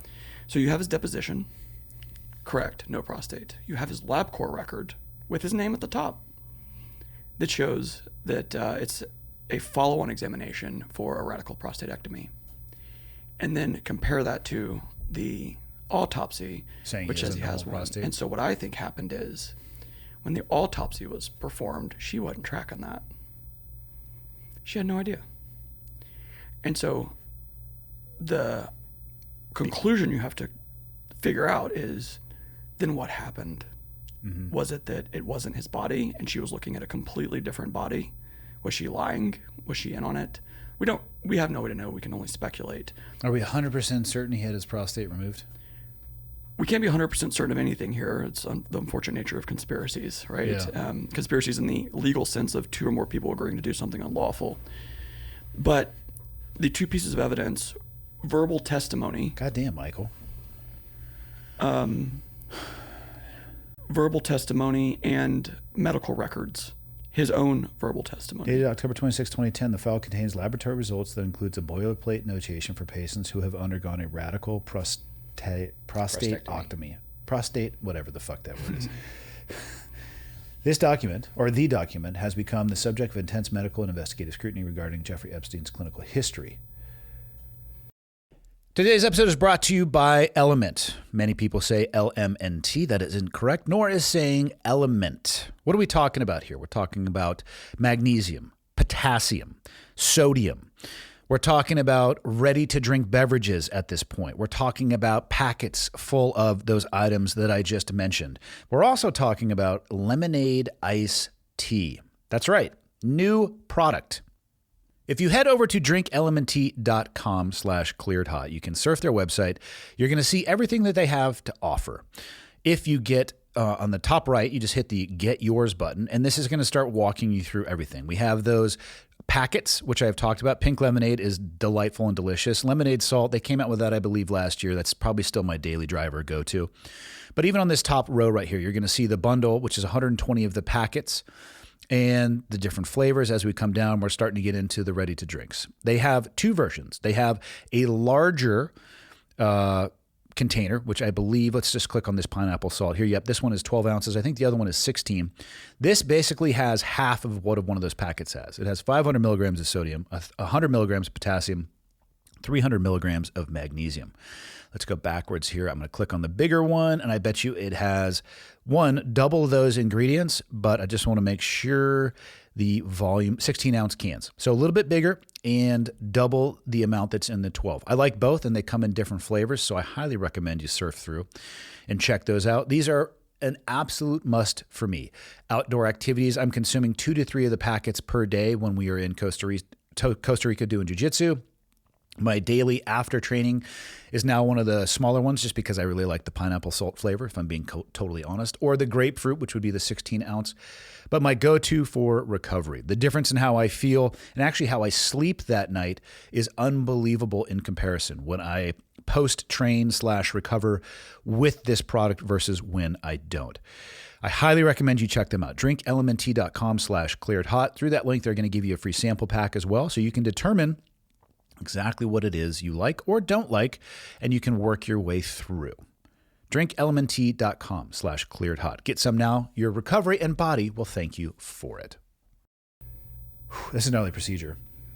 Yeah, Actually, I had a guy explain it to me recently. They put a Foley catheter in, cut your dick off and slide it up the Foley catheter so it's about 3 feet away from your body. As they remove your prostate, then they sew your dick back on. Could you give somebody a warning before you start explaining that? Like, Yeah, I need a trigger warning. Michael, pull up that video. oh man, That is what a radical... is there an animation of that procedure? Python what a- prostatectomy. Yeah, prostatectomy. That is described to me. They have a new way to do it, an ablation way, but that is the traditional way to do it. So yeah, that would be considered a radical thing for sure. Not a party. No, but I tell you what, if we could find proof or evidence that he actually had that procedure and then the autopsy says the prostate is intact, I don't know how you walk past those See, two. to me, that's why I say it. To me, that if there is a smoking gun, that is it. Because intelligence operations are, let's just say, you could call them conspiracies, only it would be usually some legal thing, right? Because what are intelligence operations? You do have 2 or more people who are agreeing to do something and try to keep everybody else from finding out about it. So there are plenty of people in the military, as an example, who, say, in a place like Afghanistan or Iraq, who are part of an intelligence operation, completely unwittingly have no idea. No idea, right? Good example of this is in Ukraine when they launched the drone strike out of the back of the trucks, and the truck drivers had no idea that they were actually carrying the drones hundreds of miles. And they nuked, they didn't nuke, but they crushed a lot of the Russian bomber capability. And there's the way we move money around this country, the way the Fed moves cash. If anybody knows how that works, there are people moving it who have absolutely no idea what's in the back of their trucks. And so if you are doing something like that, you're going to want to tell as few people as possible, and the medical examiner is probably not somebody that you're going to read into it. Yeah. Right? Yeah. You would think that they would have the wherewithal, though, to get their hands on that report before it became public to either redact or modify as if they were on their A game, obviously. Right. No loose ends. Well, no loose ends, but also if you're doing this, you're trying to do this very quickly because of some set of circumstances or whatever. You're trying to do this very quickly, and who's doing the redaction? A bunch of non-medically trained lawyers.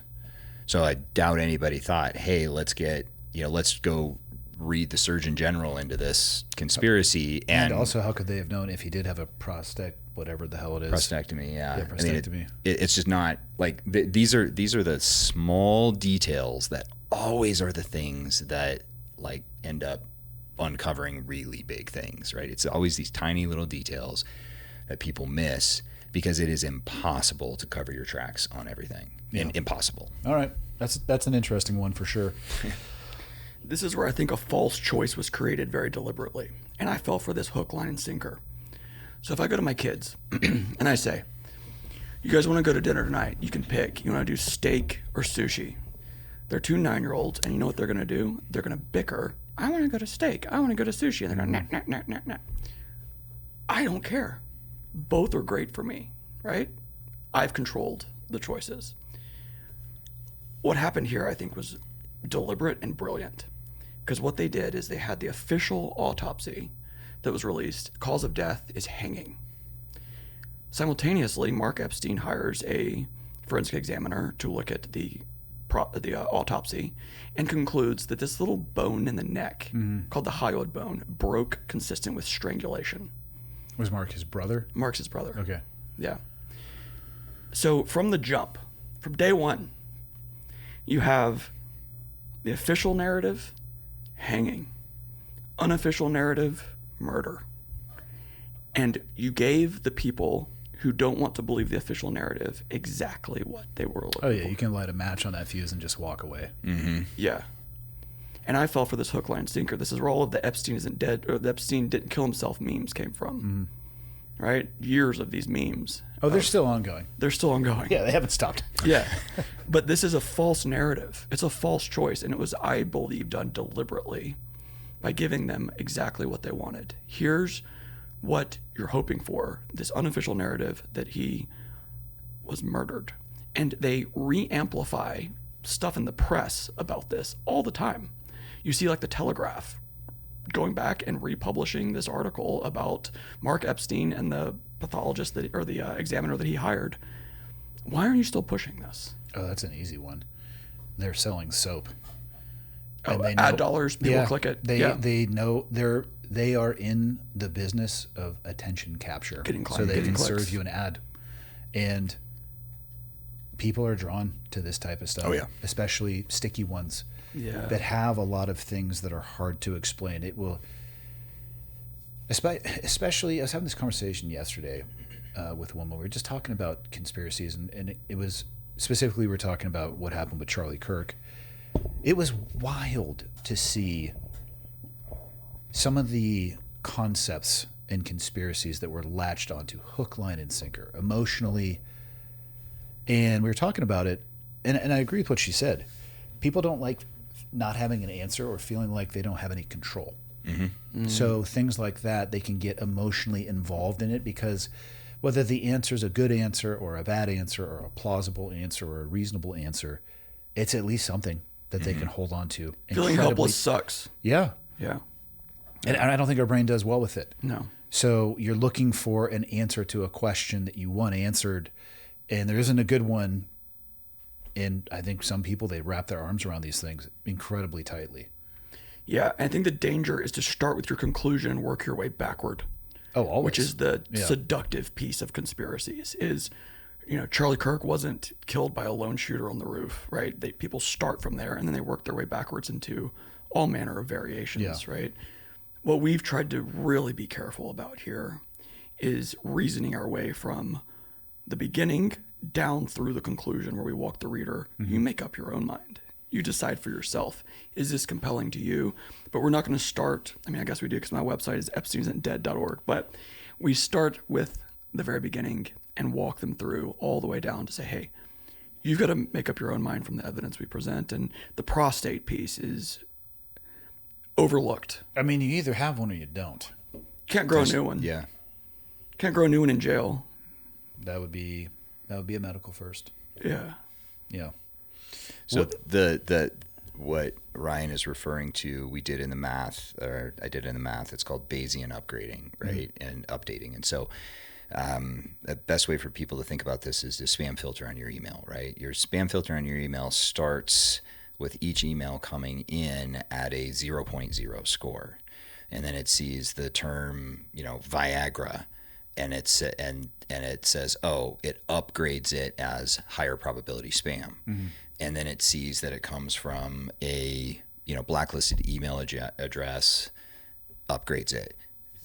From an IP in Nigeria, upgrades it, right? And it says this is spam. And it obviously doesn't always get it perfect, but it's starting at that 0.0. For me, it was when I looked at this, I'm like, all right, you can't start at 0.0 and go with the official narrative. Because if you did that, you would have to start at a deficit of bias of basically minus 800,000 to work your way to zero. And that is without adding this kind of stuff. So you start adding this kind of stuff because it's not actually a plausible, but an explanation is that medical examiners are just really bad at their job and they got it wrong. They were tired that day. They were hungover, whatever, right? It is it's possible. Highly improbable, but sure. Yeah. Right. So if you take away the kind of stuff that you can make these little explanations for, right? So either the camera went down or it didn't. Either the guards fell asleep or they didn't, right? You just take just the binary things that really are or are not statements of fact. and you end up with these astronomical improbabilities, it really colors this kind of stuff to like weight explanations in one direction or the other. Because then it starts to explain why you then have these inconsistencies in the data that's further downstream. And just one single data point, like that we haven't even talked about, is that this was the first suicide in the MCC in 21 years. Really? Which is a statistic I did not include for the people wanting to attack the model. To me, that's a big one. Yeah. And like arguably one of the most high profile prisoners that MCC has probably seen. Definitely a prisoner that a lot of people are paying attention to on a national basis. Arguably one of the most connected in politically powerful and government circles globally. And it just so happens to be that's the one time you make a mistake, or that's the one time that, you know, a suicide slips through the cracks. Yeah. What are you seeing post-autopsy, if anything? Is there any way to look at the money that he was put aside to see if it has moved or been messed with at all? Or does the evidence trail end with the autopsy? There's post-autopsy signals of life that are interesting. If you go back to the cards and you search for drone, there's a guy who went over to the Little St. James, or known as Epstein Island, and he flew a drone over. We're talking about the island that he owned. The island that he owned. Yeah. So that right there, we'll just leave it actually at the top. That's great. This guy flies this drone over the island. Yep. And this footage is on Rumble because it's been knocked down everywhere else. And this guy, whoever he is, looks up from a side-by-side or a golf cart or whatever it is. So the drone flies up onto the island, and it's basically doing just a perimeter look. It's flying all over the island and looking at everything. And then it flies over some side-by-sides or golf carts or whatever those are and hovers for a second and then looks down. And it stays there long enough that I guess it catches the attention of the people beneath it, mm-hmm. who then, this person that you see on the screen here, looks out from underneath the golf cart and looks up. And you can draw your own conclusions about who that guy is. You can see the footage yourself. It's on Rumble. It's on our website. People have zoomed in and cleaned this up a little bit. But he's got the mannerisms, the hair color, the complexion, the facial structure of Epstein. Wouldn't it be the worst covert operation ever in the history of covert operations, though, to just take him back to this island? So I've been to that island. Are you on the flight logs? Did you vet this fucker? So 2 weeks ago. Now we get to the real. Let's just say he did some interesting things that I would have advised against. Yeah. But Ryan is nothing if not motivated. Okay. Yeah, and some enthusiasm. And I didn't care too much about trespassing, which they are pretty upset at me for. Okay. But I went there, and that island would be the perfect place. Got a buddy of his arrested in the meantime. Yeah, but wouldn't that be also the first place people would look? No. Don't people in intelligence hide in plain sight? I don't know. Nick, dude. Well, yeah, absolutely. Hiding in plain sight is a very real concept, right? One of my friends was a senior scientist at Sandia Labs who we became very good friends because I just interfaced with him a lot. And he would always say he's developing mechanisms for that kind of stuff, right? And he would always say, yeah, you can be nowhere or you can be everywhere, right? But you can't be anywhere in between. And so that's the whole concept of hiding in plain sight, right? Is you oftentimes go where the people are least likely to look because everybody makes that assumption. You would never be there. So why would the island be such a good place? Is it just control? Logistically, it is ideal. There's a family there that has been very loyal to him for a very long time. Anne Rodriguez is the island manager. She's been in the files 23,000 times. She still runs that island today. She has not been investigated to my knowledge. Is it held by the trust, the island? Was that part of the stuff that was set up? It is owned by LSJVI LLC, which purchased it after, allegedly by a guy named Stephen Deckoff, who's this billionaire who had plans to renovate it and create this 5-star resort. No permits have been pulled. Nothing's been built there. He's got an uphill marketing challenge. Yeah. Come to the beach. You know which one. Either that or a bunch of people are going to be so curious they're going to line up to go, which is weird. Humans are humans are sick. Fucked. I think he has an uphill PR battle if you were to try to turn that into the next all-inclusive. I don't think that there was ever any intent to do this. I think they tried to whitewash it because this family is still running this island. I know that because they chased me off of it. Yeah. And so Anne Rodriguez has not been, to my knowledge, investigated for sex trafficking and harboring people on that island, for violations of the Mann Act, for coordinating people to fly to that island and girls come there for the purposes of prostitution or sex trafficking. What country is she a citizen of? I don't know her citizenship. I think she is initially from Puerto Rico. So I'm assuming it's an extradition issue? I'm assuming she's a U.S. No, because she's in the Virgin Islands. So the FBI has jurisdiction there. Okay. Right? U.S. Virgin Islands. So that island would have been great at this time because everyone thought he was dead and they're arguing over this false choice. So I'm not saying he would have stayed there. And I'm not saying he's there now for sure. And that's definitely not why we were there. Yeah. But if you wanted to go back to your island because everyone is arguing and you go clean up your loose ends, they're arguing about whether you committed suicide or you were murdered, and you can go back and you can clean everything up. And we seem to indicate that on that note, there was a computer at least that he was interested in the Virgin Islands. It could seem that way for sure, yeah. So mentally, he's in this place of, I've got to get to that computer, or Ghislaine's got to get to that, whatever G is. He calls her G in the emails. Mm-hmm. There's loose ends on this island, right? I'm not saying that's for sure him. It's a data point. I don't know. Did you find the footage, Michael? No, I haven't found the footage of the drone. You've just been drawing hands, haven't you? No, I was looking up the island. How does it look? Looks like a pretty normal island. Would you go to a resort there? I don't think so. all expenses paid. Yeah. Come on, dude. Breakfast, lunch, and dinner are included. It's a beautiful island for what it's worth. I mean, I'm sure it was. I mean, the BVI is a beautiful place. It's a gorgeous place. So there are these post-life signatures that... So what else? Potentially some drone footage. What other kind of post-life signatures you guys seen? His email account is jeevacation@gmail.com. You search us in the files. That's his email account? Yeah, dude.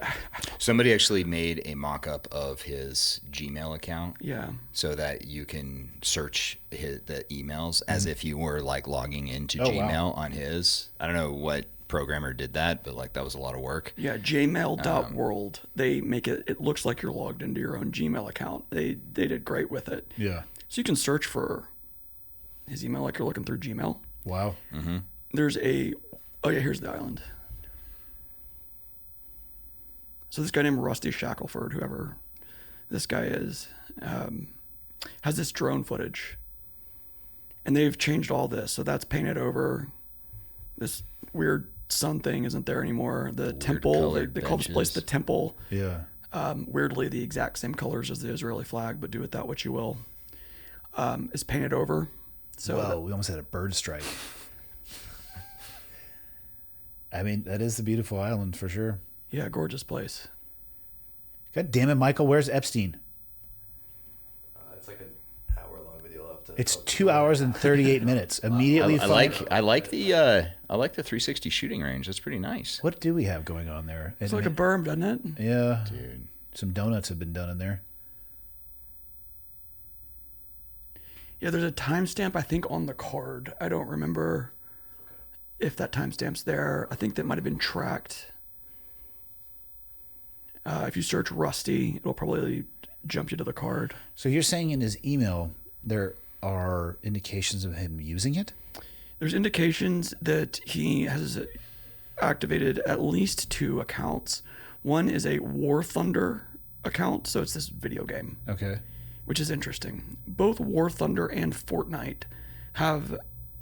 activity, like receipts, and I think it's receipts, and there's emails that connect to the one that he used all throughout the files after he's dead for video games. My son uses my Microsoft account for his video games, so it's probably associated with me in some way, but I've never logged on. Because years ago he wanted to... My mistake associated my credit card with the account. Let me just tell you, that can add up fast. In-app purchases, we had a little chat. Little conversation. Yeah. So I can see ways that can happen. Having the credentials doesn't necessarily mean it's the person. Correct, for sure. It can be someone who has access to that and they want to play video games. Damn it, Michael, view the evidence. It could. Go back up. View evidence, drone footage.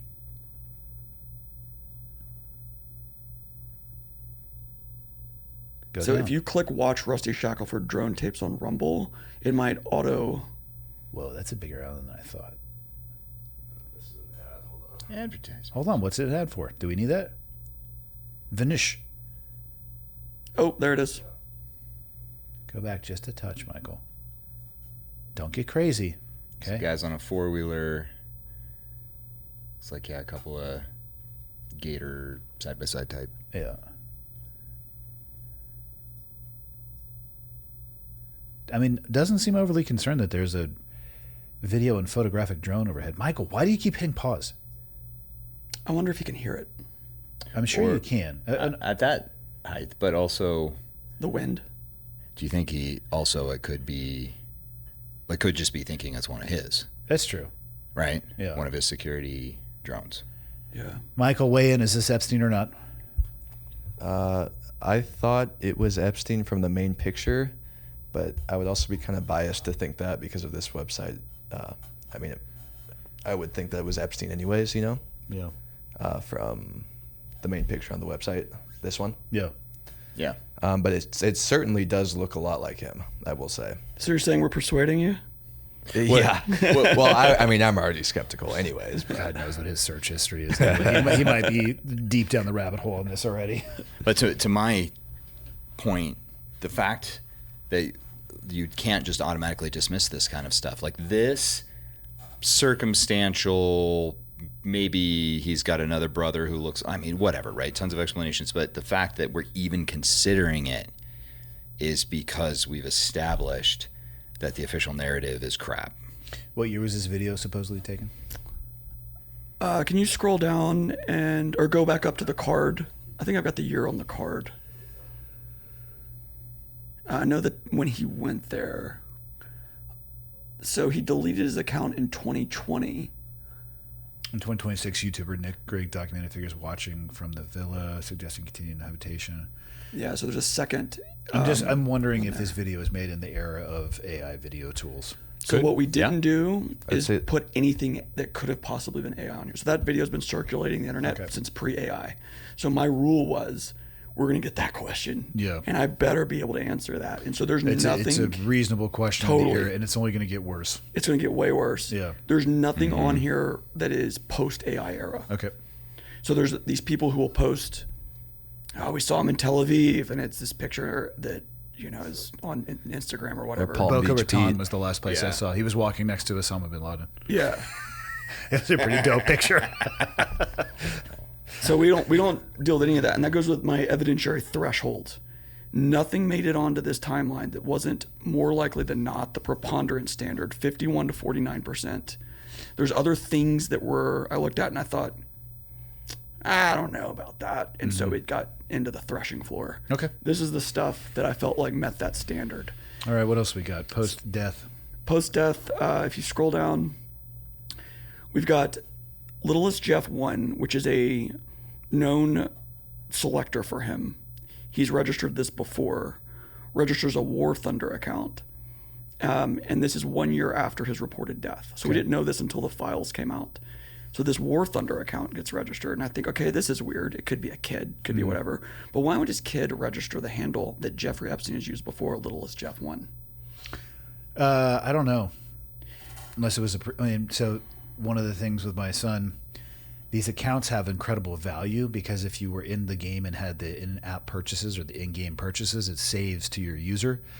And so they will sell these things. There's a whole commerce system around the skins and all of that stuff. So I don't know if he just created this or he was logging into an account that already existed because I don't even know what War Thunder is, but maybe that account was juiced out with all the in-game stuff that they wanted to get access to. Yeah, totally. I mean, the argument could be that a child or someone who wants to play video games on his account just press the easy button. Mm-hmm.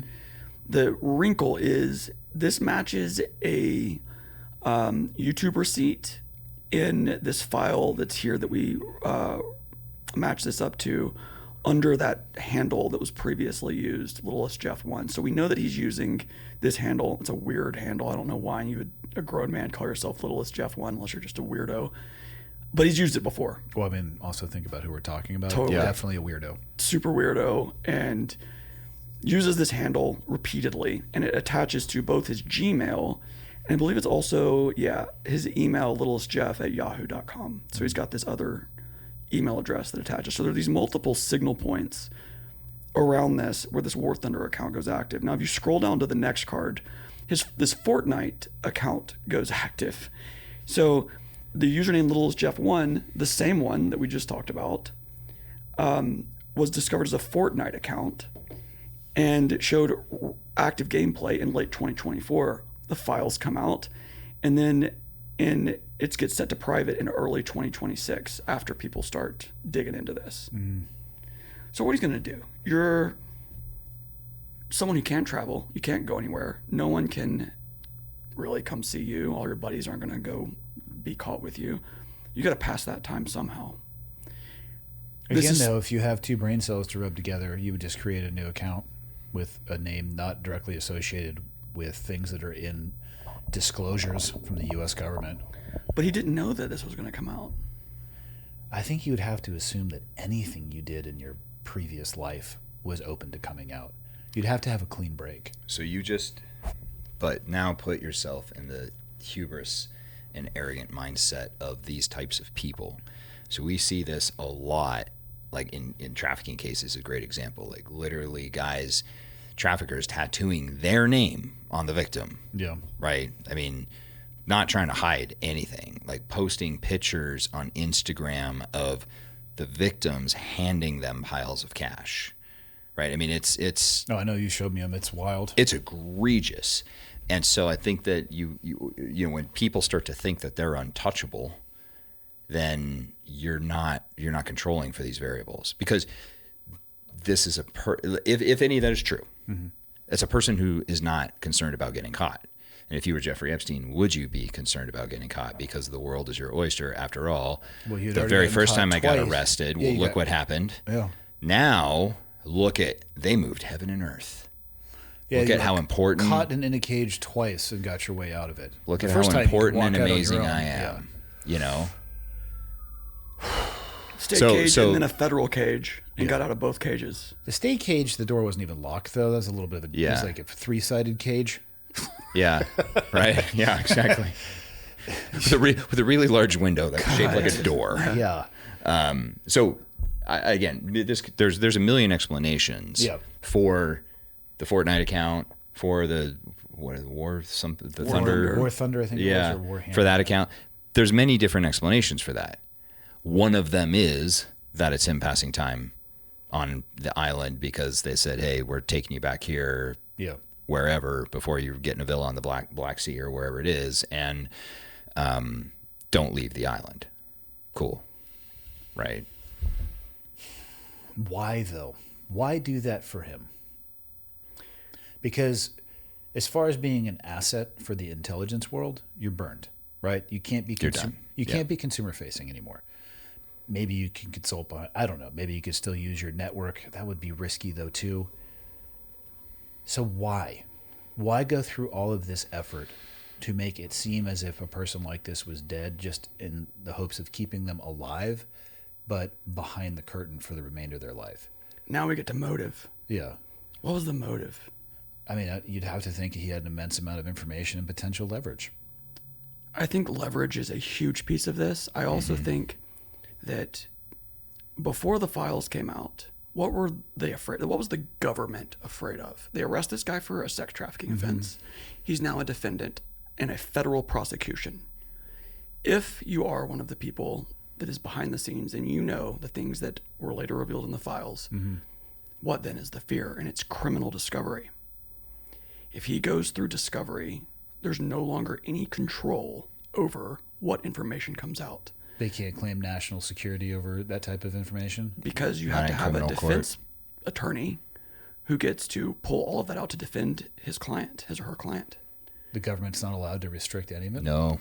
In fact, so one of the But how do you know that they're actually not restricting all of it? So my funny little piece of trivia about Nick is before I was married to my current wife, I was married to my first wife. And we'll not get into the details there, but what I can say is that the records of my standard, very long, but standard divorce procedure that every guy like me goes through is sealed on national security grounds.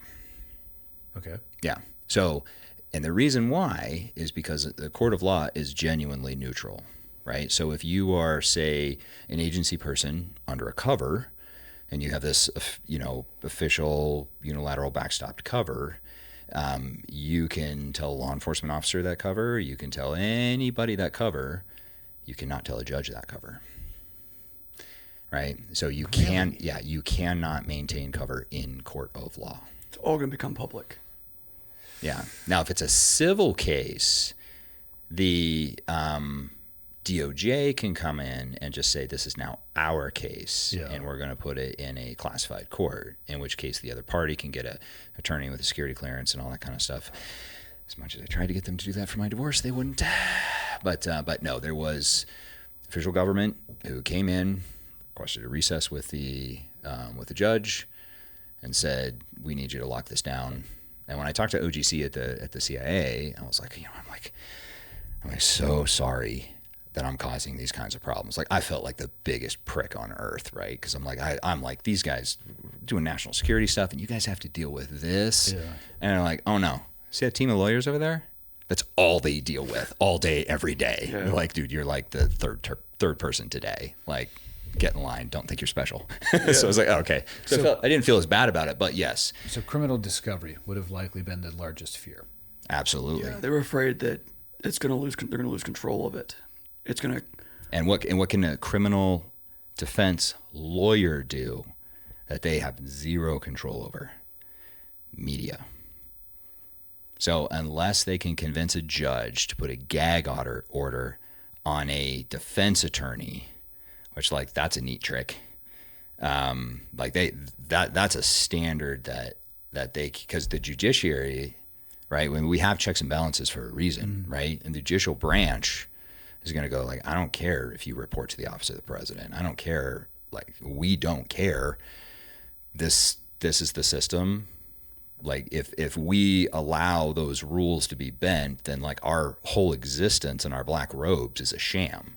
That's why you see, like, judges are very, very, very rarely do they allow any type of bending of the rules when it comes to criminal cases and people potentially being convicted of crimes. That would be immediately contested on First Amendment grounds. Oh yeah, yeah. And it would be a media roadshow. I guarantee that defense attorney would relish the opportunity to have. Yeah. The coverage of this would be extensive in the media. The Epstein trial. I didn't thought about that, but oh yeah. Regardless, could you imagine of what that? The defendant does, or the counsel does. Regardless, it's going to be a circus of media. Oh yeah.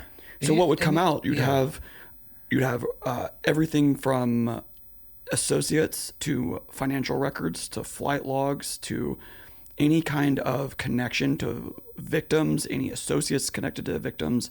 All of this would be coming out in the most public way possible. Every government meeting. Defendant. I was going to say, don't forget the connections in money via the government. There'd be real hard questions about the movement of money and the trades and the hows and the whys, and those would be very hard to answer. And then the defense, not an attorney, but I'm trying to think of, like, what would a defense attorney do? The argument they would probably try to make is called agent of the state. Right? So agent of the state is where you as a private citizen, a law enforcement officer, asks you to do something, this is an example, and I'm probably butchering it and being oversimplified here, but if a law enforcement officer asks you to do something and you say no, like, which you as a citizen have the right to do, law enforcement officer says, hey, like, watch that door, right, for me. And you say, roger that, happy to do that. You are now, the argument can be made that you are now acting as an agent of the state, right? And so if you are acting as an agent of the state, then the argument can be made that all of the rights and privileges asked to do. afforded to the state now fall upon you. And there's a landmark case in the Supreme Court, and it involves the National Center for Missing and Exploited Children, which is a phenomenal organization, right, that helps to find missing kids and kids who are exploited and all that up in D.C. It is not a government agency. It is a private nonprofit. Now, it gets $60 million plus a year from the federal government. So it is the only federally mandated nonprofit, right? But it is a private nonprofit. You can go to NCMEC or missingkids.org, I think it is, donate. They're a phenomenal organization, right? Our country owes them an incredible debt of gratitude. However, they did work that led to the arrest and conviction of a pedophile. The pedophile ended up being somebody of means and ended up appealing the conviction on grounds that the National Center for Missing and Exploited Children, because they work with and directly at the behest of law enforcement, and because they are federally funded, are an agent of the state. And the Supreme Court said, yes, we agree, they are an agent of the state. Damn. Right? I mean, his defense would have been to throw the government under the bus. 100%. And all of his co-conspirators. For sure. At that point, it's like, get a pen and paper out. Let's dab this up. Do you want to go alphabetically? Do you want to go numerically? I've got a black book. I'm just going to give you this black book. In fact, we're about to do a plea deal that involves me doing nothing. A deferred prosecution agreement, we will call it. And every year you were going to give me, we're going to take 10 years off of that for a name that I give, except this name, we're going to just take 100 years off. And this name we're going to take, right? So you could see how any attorney, like, you wouldn't even have to be I'm not even an attorney and I could put this together, right? You know what sucks about all this? So, I mean, I'll leave people to believe what they want as to whether or not he's alive or dead. There are so many people talking about Epstein and so few people talking about the corruption. And that is where I can see the government intentionally using this as a smokescreen, redacting stuff. That doesn't always make sense. Leaving things out there, multiple narratives. That's a pretty classic intelligence psyop operation. I mean, it didn't come from those worlds, but I mean, that's pretty. It's a limited hangout. It's pretty textbook if you want them to look over here as opposed to over here. It's God, it's a tough one. And this is why it's bigger than Epstein. So Epstein is the peek behind the curtain. So we're making the case that Epstein's alive because we believe it to be true, and this is what the evidence shows, and we're going to go where the evidence takes us. What is the real interesting piece, if he's alive, is that it shows the level of corruption and rot in our government. That if we give up on this, I feel strongly that if we give up on a billionaire-backed pedophile used our daughters as leverage over our politicians to exact their bidding in the White House, Congress, Hollywood, for the sake of ends that are inconsistent with the needs of the American people. Your vote doesn't matter. Well, what it actually means in totality is that the IC runs this country, not the elected officials. Yeah. If what you're claiming is true. Or a supranational organization that has its hands in all of the intelligence agencies. A cabal, if you will. I don't still know what that term means, but I like it a lot. That sounds good. It's a sexy word. I have a hard time thinking that all of this goes to 20 people in a room throwing levers that are this coordinated. I think rich people want to stay rich. I think powerful people want to stay powerful. I think it's very possible that the intelligence community, and I don't mean everybody in that by any stretch of the imagination. Be very clear on that, because I know there are people who are 100, and I think the vast majority, serving. The shot callers in the shot callers on the 7th floors of the various. I mean, we got to keep in mind when we say intelligence community, everybody's like, oh, it's the CIA. There's like 16 Different agencies organizations in that we the know of, intelligence agency. Yeah, right. Yeah. So Whatever it is, there's something bigger than him here. I think, and I think that's been clear for a really long time. But what sucks is all of the attention is on him as an individual, which I'm also not against, because as you described, he's a fucking monster. So I get that. I don't know what the hell. I don't know what we can do about it. So before I do what I do now, I worked with Rewards for Justice, like I mentioned earlier. So what we've done is we've created a crowd-funded reward pool for him and put in the first 40 grand. And people have been contributing to this reward pool. And the idea is that as that number grows, it incentivizes inner circle betrayal. Say that you run your own criminal terrorist network. Tell me more. Yeah. it's called So Black how did Rifle. you guys- It's called We're Black hiring you. Black This is a- Rifle Coffee. How did you guys know? We're recruiting you. Evan This told is a us. recruitment pitch. Okay. Yeah. So that you run it, right? And we're your lead henchman, Nick Okay. and I, right? And you're over there doing all your... You had recruiting problems. Yeah. And we're your lead henchman, and you're doing all the things that you need to be doing. Yeah. And then I open my phone one day as I'm doom scrolling, and I look at Nick and I say, "There's a reward for $1 million for information about Andy's whereabouts. What do you think about that, man?" Thinking I need to get rid of you so I can get the whole $1 million. That's the problem. It's going to have to cut. How much do you have to give to Uncle Sam? Are these rewards tax free? I mean, I have questions about my tax planning strategy. Can I tell my CPA about this? I what think we it'd do- have to be a big number, man. The risk there associated with, and again, if the corruption is as deep as a lot of this stuff points, the risk associated with bringing it to the forefront is massive. For sure it is. It's massive risk. There are many reasons to tell someone information that others don't want you to know. Money is one, ideological motivations are another. Ego, For sure. Mice, right? So let's just run this thread, right? Say, just give me the benefit of the doubt and he's alive out there somewhere. Sure. It's logistically complex to keep someone alive like that. His associates will never be persuaded by $1 million, 10 million. If people contribute to this over the next 10 years and we get this up to some large enough number that's persuasive as it's growing today, his associates aren't going to be compelled by this because they've got all their money. But you have to have drivers, gardeners, medical assistants, people that will have knowledge of this, pilots, people that have knowledge of this, and they'll have the chance to make history. You could say you're eligible for a payout if you can give us information about proof of life that can be ran down and then can be given to Congress to Do nothing with? Oh, I'm sorry, what? I think Did you say the quiet part out loud again? you can't give it to the DOJ. Sorry. I'm trying to get a handle on this brain health. Not every congressperson gets it, but there's some true believers in Congress, I think. Yeah. I think there's not many. We're losing them. But are there? They're falling out, But but are there's there some. enough to impact change? I don't The know. level of corruption that you're talking about, I'm sorry, would include every avenue of government that exists. Yeah. And so And this is the reckoning both. question. Both sides of the aisle. Oh, 100%. Yeah. Without Without a doubt. With their wings of the same bird at Yeah. this point. It's ridiculous. Say it's true, though. This is the question. If we give up on this, we just got to give up on all of it.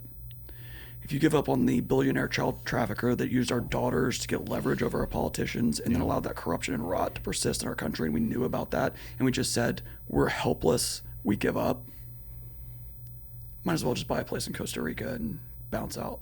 That's why this is important to us. We believe strongly that if the American people give up on this and the rot at the top, we've just basically said, take it all. And I'm not there. I'm not there yet either. I'll speak for Nick or make an assumption that he isn't as well.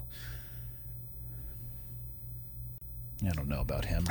I'm pretty much there, if I'm being honest. He started. Good luck, there. guys. He started there. I'm out of here.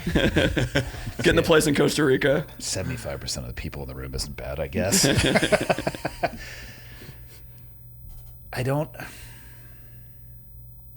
It's a corruption of a size, scope, and scale that even if the vast majority of Americans agree, we're not going to take this anymore. The fuck does that actually mean? What can we do? The path to forcing counter leverage means getting to the truth. This whole operation is a leverage operation. They are excellent at being organized and getting leverage. That's what the whole Epstein thing was. So you have to step into their world and play their game. And the way to get counter leverage is to get to the bottom of it, get truth. The mechanism for doing this has some historical precedent. It is not perfect. But the mechanism for doing this historically was the 9/11 Commission and the Church Committee, where both of those were key American events where tragedy struck and the American people said, we demand answers. Congress, go get them. Now, there's all kinds of problems with that. You have to trust that your Congress people don't have leverage over them. You have to trust that they're going to be forthright. Yeah. You have to trust that they're going to actually provide conclusions that are not swayed by some shadow commission that's actually controlling the levers behind power. None of those things, you can control those variables immediately. But what you could do is create an Epstein Truth Commission. There's state precedent for this. I would be hesitant to involve anybody currently in the government in doing so. Like the 9/11 Commission, unlikely that anybody in elected government was directly involved with the planning and execution of 9/11, right? You could talk about the intelligence agencies, whether or not they were sharing information appropriately, all of those things. This one's a little bit different. Yeah. Because the people that you would be asking to go create this commission on this tragedy and corruption might very well have a hand in its creation. Who says that your life's work has to be done in your lifetime? Right? So one of the things I like what Ryan is doing, and I'm not sold that he's alive. Personally, I think, okay, if I was running this intel operation, what would I do? Even if I took him out alive, like that dude would be, like he'd be finding the bottom of the ocean as fast as I could make that happen, right? So if you're willing, that's the no loose ends way to do it, for sure. So if you're willing to turn a blind eye to the things that Epstein was doing, you're also willing to do some pretty nasty stuff to Epstein and not keep your word and all of that stuff, right? So, okay. Well, to you, Epstein would be a simple pawn. That would be like a light switch. Like, of course. Yeah, like get rid of this guy, right? He's a strategically positioned pawn, but we built him, we'll build another one, right? So it's no problem. So I'm not, none of that is again, I just don't really care about the Epstein thing. Other than, I hope if he is dead, it was an extremely painful and long and gruesome death, protracted, where he had lots and lots of time to think and feel. That said, it's that corruption piece, the vote doesn't matter piece, and all of those commissions you just cited had one massive event where a whole lot of people died. So government had to move quickly. There's nothing that says that this just begins a conversation that causes the change generationally. Yeah.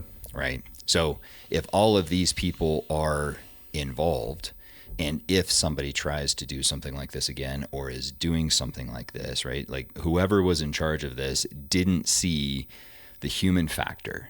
So one of the things that this Sandia Labs buddy of mine, his name was Dr. Steve Attaway. He died of a heart attack a few years ago, but he, so I can talk about him now. He would say that mathematically you could model all kinds of things, right? You can model that light, you can model all kinds of things, right? I mean, so when Elon is trying to do like space station docking, right, and it goes perfectly, everybody's like, oh wow, they got it right on the first try. No, they didn't. They had a mathematical model that they ran probably hundreds of thousands of times under every single condition variable, right? It wasn't the first time it happened, it's just the first time it happened in the physical world. He said there's three things that they couldn't mathematically model. One was a flag blowing in the wind. The other was a flame coming off of a fire. The other was the actions of a human being. Right? Checks out. There are incalculable variables. Nobody saw the Epstein files getting released. Nobody saw, like, these, if there are people involved, they were like, we got this. We control Congress. We control this. Yeah, people are going to have their thing, and we'll feed them cake and circuses, and they'll go on to the next thing.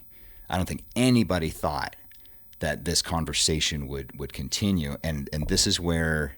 And it's not slowing down. It's not slowing down. It's gaining steam. And this is where the arrogance comes in, because evil doesn't know it's evil, right? So Nick, the fat electrician, and myself and us having a conversation on the Unsubscribed podcast about the difference between bad and evil. I heard people do bad things. You know, people who've done bad things, and they know they did bad things, right? And they're kind of haunted by it. But like people who are evil, that's their worldview. They don't know what they're doing is evil.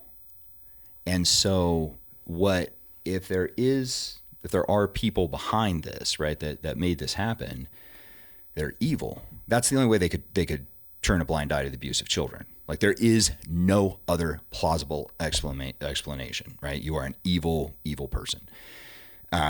So if they are evil, they aren't thinking hurting kids is a bridge too far.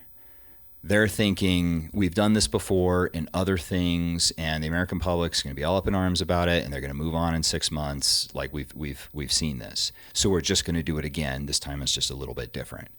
And I think that, to me, is like, if I had to explain why this catches so much more attention than all of the other conspiracies, right? No one's doing this kind of work on like JFK conspiracy, or there are people who last year I was having a conversation. I thought flat Earth was a meme. Turns out like it's real. People like honestly believe that. I was like, whoa, okay. So like people aren't having these kinds of conversations about that. The reason why this is like the American public is a dog with this bone and they won't let go is because of the harm of children. And I think that's the bridge that they didn't calculate for. Yeah. And that's why this has turned into the mess that it has. I think those people are also starting to see that it's bigger than that. Like, that is reprehensible. And that is the hook for them to understand it. Because they look at this power structure and it's willing to go to any lengths to preserve and serve itself. It's a machine that exists to feed itself constantly, forever, at any cost. All for the greater good. That's honestly what it comes back to. If you go operate under the hypothesis that he did hold the position that many people think, and working with, by, and through the government, all those things, at some point a government official is going to have to stand up and say one of two things. Well, we didn't know, and when we found out, he did something about it, which good luck showing the receipts on that. Mm-hmm. Or two, it was for the greater good. Mm-hmm. And we turned a blind eye. Mm-hmm. And yeah, that means we know that minors were abused, children were abused, and it destroyed their lives.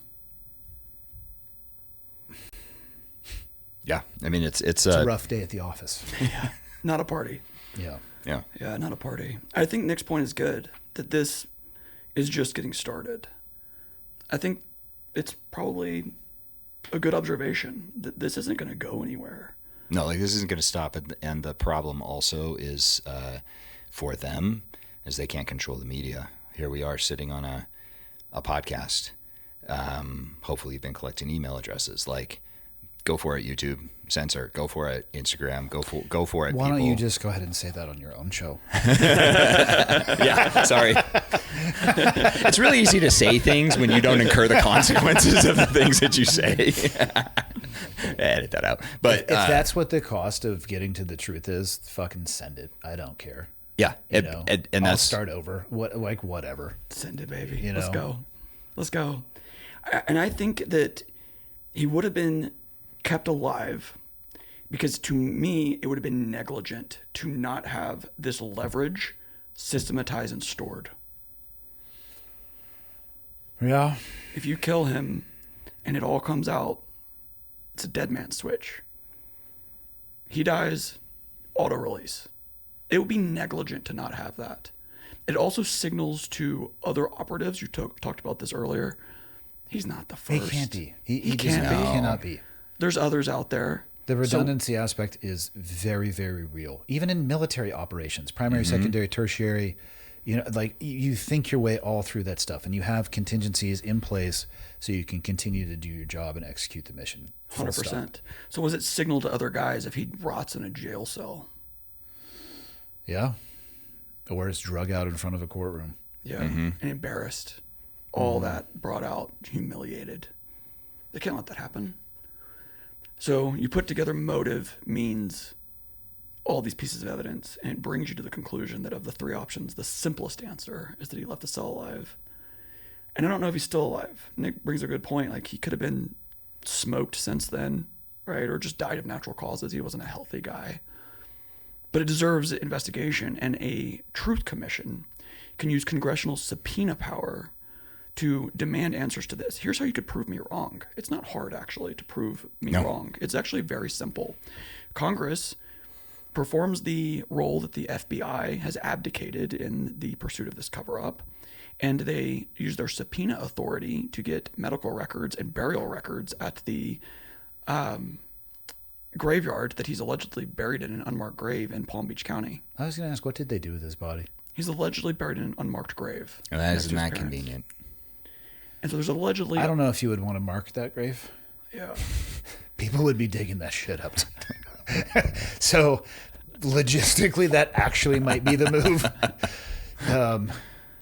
You could perform a double-blind DNA test, triple-blind DNA test at multiple laboratories with strict chain of custody controls to determine if this DNA matches his brother or whoever, and congressional subpoena authority could dig into this and determine, okay, is he buried down there? If that is his body, prove it to the American people.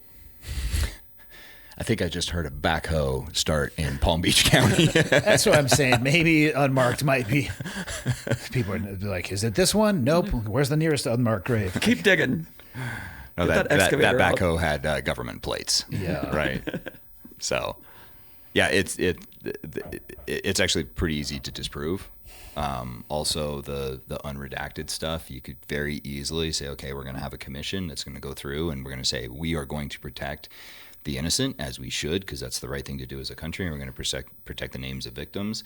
And we have essentially these disinterested third parties that are going to determine what does and does not get redacted. We're not going to leave that to the very people in question. And aren't the files that are out now, aren't they mainly, or if not exclusively, FBI or law enforcement files? That's my understanding. I would love to see what the agency has on this guy. I don't know if you can FOIA agency files. I think if you can, I know the response that you would get to said FOIA, but go away. They would give you the we cannot confirm or deny. They would give you just a blanket one. But man, that'd be fascinating if there was a way to compel intelligence agency files.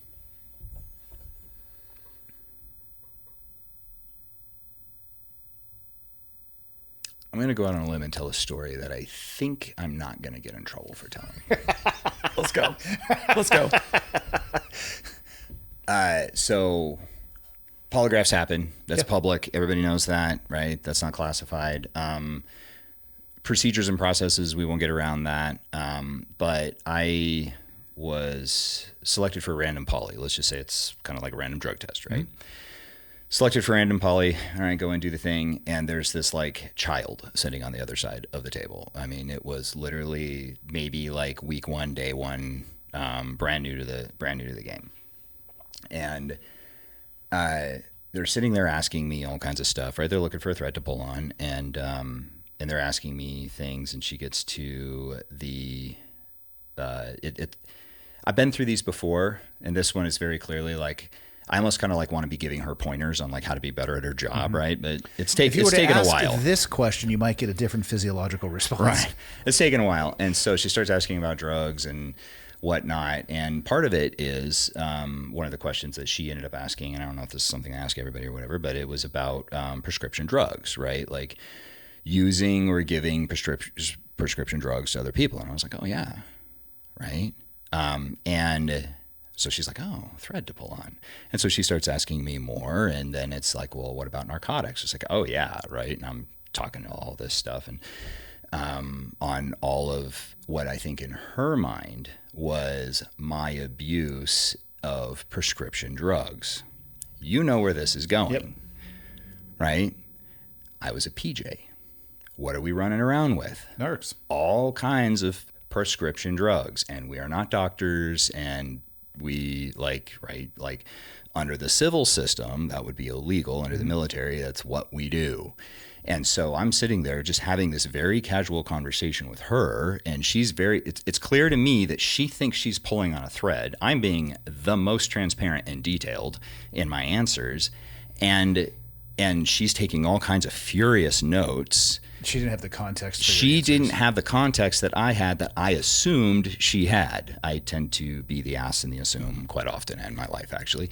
And so she's like, okay, I need to, if you admit to a crime in a polygraph as a federal employee, there are consequences for that, right?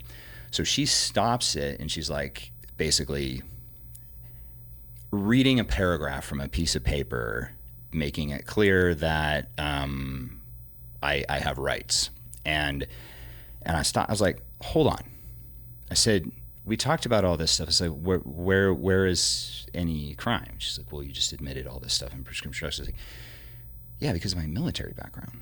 Like, I was a PJ. I was a SOCM. I was a, like, call them whatever you want. I was a guy that was my job. Those were government drugs that I was trained to give people. Like, yeah, this wasn't the corner of 4th and Main. Right. And she was like, oh, okay. I was like, didn't you read that in my file? She's like, oh no, there's no file.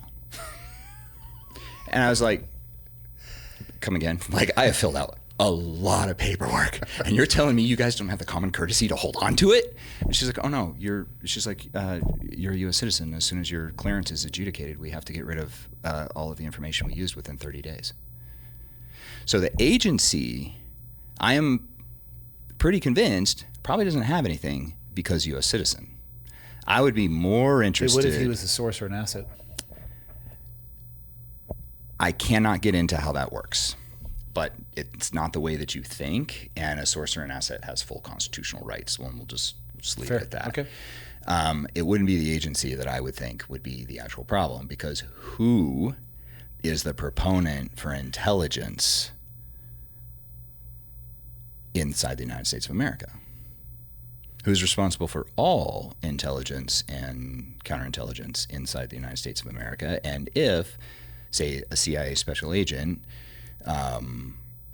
is going to go do something in the United States of America, or a CIA case officer or somebody's going to do something in the United States of America, and a U.S. citizen is involved, who has to be with them? The FBI. The FBI people, when they hear intelligence agency, they always think the Central Intelligence Agency, right? It is the FBI that is an equally robust intelligence agency. FBI, the I may as well stand for intelligence, right? So 9/11 failures, who bears the major majority of that weight?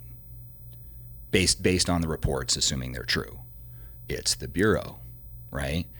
Which agency has had since its inception, right, since Hoover really, has had a history of being weaponized for intelligence purposes against, say, the Black Panthers or MLK. MLK. So there is a repeating historical pattern here when it comes to intelligence. Also, based on some stuff that we know about, say, the attempted kidnapping of a governor, right? Those types of things. Who has a history of essentially trying to instigate criminals into doing criminal things, right? So for me, right? And I'm not just saying that because, you know, like I work at the agency, like good God, the stories I could tell, right? But to me, it's if you're going to look in an intelligence and you want to see where a file is, who has the authority and the mandate to keep files on U.S. citizens? Yeah, that makes sense, actually. Right? And we know they've got more. We know for sure they've got way more. Yeah. Do you think we'll ever see it? No, not in this administration. Maybe in a future administration. And then I worry the longer they hold on to stuff, the more that they can manipulate stuff. And so if we do end up seeing things in the future, And the more stuff disappears, Destroy it. or the more they backstop current narratives. And we're at a place now where you can create things that look goddamn near real. Yeah. You know, that's why I think I said at the very beginning, I don't think we'll ever get closure on this. Because even if they say, hey, this is everything, how do you know? Yeah, it's a good question. Especially the further you get from it, the more time they have to destroy information. Now they can just conjure it up. You could throw some of these documents, 100 documents into Claude and say, make something that says this thing, and then it's going to spit out a document that looks just like it. people into orbit with what you can create with these tools. And that's now. What does that look like in 5 years? Full motion videos that are indistinguishable, drone footage of, you know, Epstein boxing Mike Tyson on his island. I mean, what is it going to look like? So if what Ryan is doing is using the Epstein to get people to pay attention, right? That's the bright flare. Yeah, and again, to me, it's not about Epstein. It's about what's the flare illuminate? It's what seems to be, by all measurements, an insane amount of corruption. And I just hope that there is actually something that we can do about it. Like, I don't know how you leave these conversations with any hope that we have the ability to correct that corruption or get it into check, because no one agency was managing this by himself. Oh God, no. No. So I mean, how deep could it potentially go? That is what pisses me off. I agree with you. I just hope he had a really extended medically induced and held on to departure. Just really nurse it. Yeah, I hope he's dead too. Experiments. Yeah. Yeah. I think the first step is you got to just convince people that there is corruption. Like people. Do we really need to? I think we're past that step, right? I don't. So his comment earlier, he's like, "Oh yeah, I've been there. Like I get it, right? This is a friend of mine who brought his kids to dinner." Where have you been, Michael? What's that? Where have you been? Earlier, you made the comment about like, yeah, you're kind of like aware of this. Like there's, we're talking about corruption. Do you You're just think that there's government corruption? Oh, without a doubt. How about your generation? What do you mean what's the opinion of? Yeah. Speak for your entire generation. Like your friends. forever? Yeah. You're the official representative. Oh, I mean, nobody has any faith. I mean, like, at all in the government. Okay. At all. That's really not a Did good you spot begin to that be. way when you signed in the military, or when I became a federal agent? No. Right? This is a no, generational transition. I had willful blinders on, and quite frankly, like, I held them on when people were trying to rip them off. yes, I would go so far as to say for a period of time in my mid-20s, early to mid-20s, that flag was my religion. Yeah. Like I was that into it. Like, and that's really hard. You're going through this whole hard stuff, right? I graduate PJ school. My two best friends both die like within 6 months, and it's like you're going through that, and you're like, oh, but all this stuff, like, that doesn't mean what you think it does. Like, that is no, I'm not going to look over there because I've told myself all this stuff, and they have told me all this stuff, and surely they're right. It can mean what you think it does. It just doesn't mean that everybody else feels that way. Agreed. I still feel the same way about that flag. I just realize that not everybody does. I still believe that flag can stand for the beacon and lighthouse that I want this country to be, which is what drives me insane about the corruption, because I think that flag stands for truth. It does to me. Mm-hmm. I'm not, and that's just me. Maybe jury's probably back on this one. Maybe I'm an idiot. But it still means that to me. For sure. It's jarring when you realize, to some, it's transactional. To others, it's a stepping stone to get to where they want to be, even though they'll say this is what it means to me too, but there's this crazy divergence between what they say and what they do. Mm-hmm. I think if we can get more people to understand that it still can mean that, but that means getting to the root issue, getting to the truth, and then doing something about it. And again, that's why I don't know, God, people will probably view this conversation of, oh, good job doing an episode for fucking clickbait. It's like, first off, just step back and eat your own dick. But if you're flexible enough, I don't want anybody to hurt themselves. You can try though. I Please do try. have cargo straps if people need assistance with their L5 flexibility. Hey, here's something for you. These are Michael's favorite snacks. Eat a bag of dicks. All flavors. Yeah, it is. It can still be that. Yeah. I believe. I'm not ready to throw in the towel. It just seems so overwhelming. I don't know what to do. Yeah. Other than to do my best to have conversations like this, which have absolutely really nothing to do with fucking Jeffrey Epstein. Right. And everything to do with trying to figure out a way to get to truth when it would seem like from every direction people are just hucking things to try to obscure so you get this passing view through the bullshit that's being thrown at a glimpse of the truth. Mm-hmm. We are in an epistemological crisis. Epistemology is the science of studying how you know what you know. Yeah. The United States is in a crisis right now that is one generation away from death, where if you have a generation that says we're not giving up on the truth, that flag means something to me. And then my kids' generation, or even ones that are a little bit older, say, yeah, it's always been corrupt. It's always this way. We'll never know the truth. After that, it's lost. Yeah. The clock is ticking. I mean, there always has been an aspect of corruption. I'm sure the founding fathers were awesome. I would love to get a time machine and give them like a week in 2026. Be like, hey guys, how did we do? Look at all the stuff you didn't see coming. Check it out. You guys want to see the internet? Yeah. Here's the thing though. 0% chance that they were all 100% altruistic. Totally. There's always. No. We know they it. weren't. Like, we have documentation they weren't. And that's what I'm saying. Like, there's always been an aspect, and there's always going to be people who see something other than the truth or what it could actually stand for or what it could be or become or what it means. Doesn't mean the whole system needs to be lit on fire. Right. What do you want to leave people with? We've been at this for almost 3 hours. Oh, wow. I got a quick question for Ryan, based on what it is that you're doing here. How's your physical health? Heart in good condition? Yeah. So I got to give the speech, huh? Okay. I'm in great physical shape. I work out 6 days a week. Are you suicidal? I'm not suicidal. Jiu-jitsu black belt? I can. Yep. And as of January, I think, right? Congratulations. Yep. I can swim. I'm a pretty good swimmer. I have great maintenance on my car. My brakes are in great condition. Yeah. And I love life. And I'm more happy now than I've ever been in my adult life. Despite all the dark conversation, I have a wonderful life. I have an incredible wife who lets me go and talk to people about crazy stuff like Epstein. I have amazing children. And I at the risk of sounding like a little dramatic, I want the next generation to have the hope that I did about my country. Yeah. And if we just let it go. Isn't that what it's actually all about? That's what it's all about, man. Yeah. That's what it's about.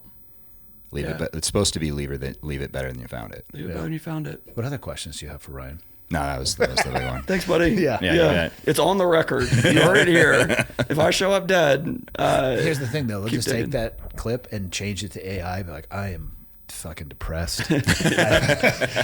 I binge eat Oreos. I cry myself to sleep.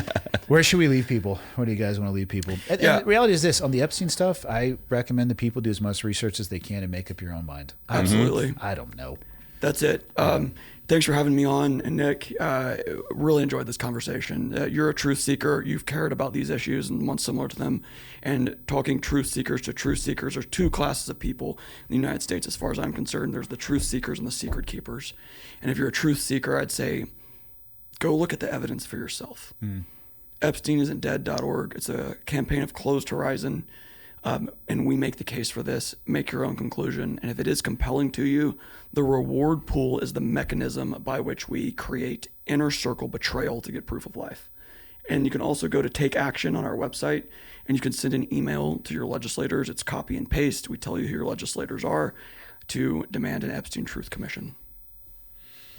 Nick, what do you want to close out with? Just keep telling people to use the internet in the ways that they do, and that you'll find them eventually. Yeah, just bad guys just keep doing what you're doing. Dipshits. One of the things that we've talked about so many times when I've been on this podcast is like, why is there a need for DeliverFund? Yeah. That's why, right? Do you think that members of Congress are like, oh, we're going to abolish the ATF and we're going to turn it into the anti-trafficking, federation? Yeah, let's do that. I'll put my signature on that. Or are they going, ooh, that hits a little close to home. We're going to table that in committee, right? Yeah. So this also is a little bit of an example, and I understand it's very self-serving. Don't look to the government to solve all your problems. No one's coming to save you. Yeah, and civilian organizations can be way more nimble. And way more effective. Yeah. Way more effective. And so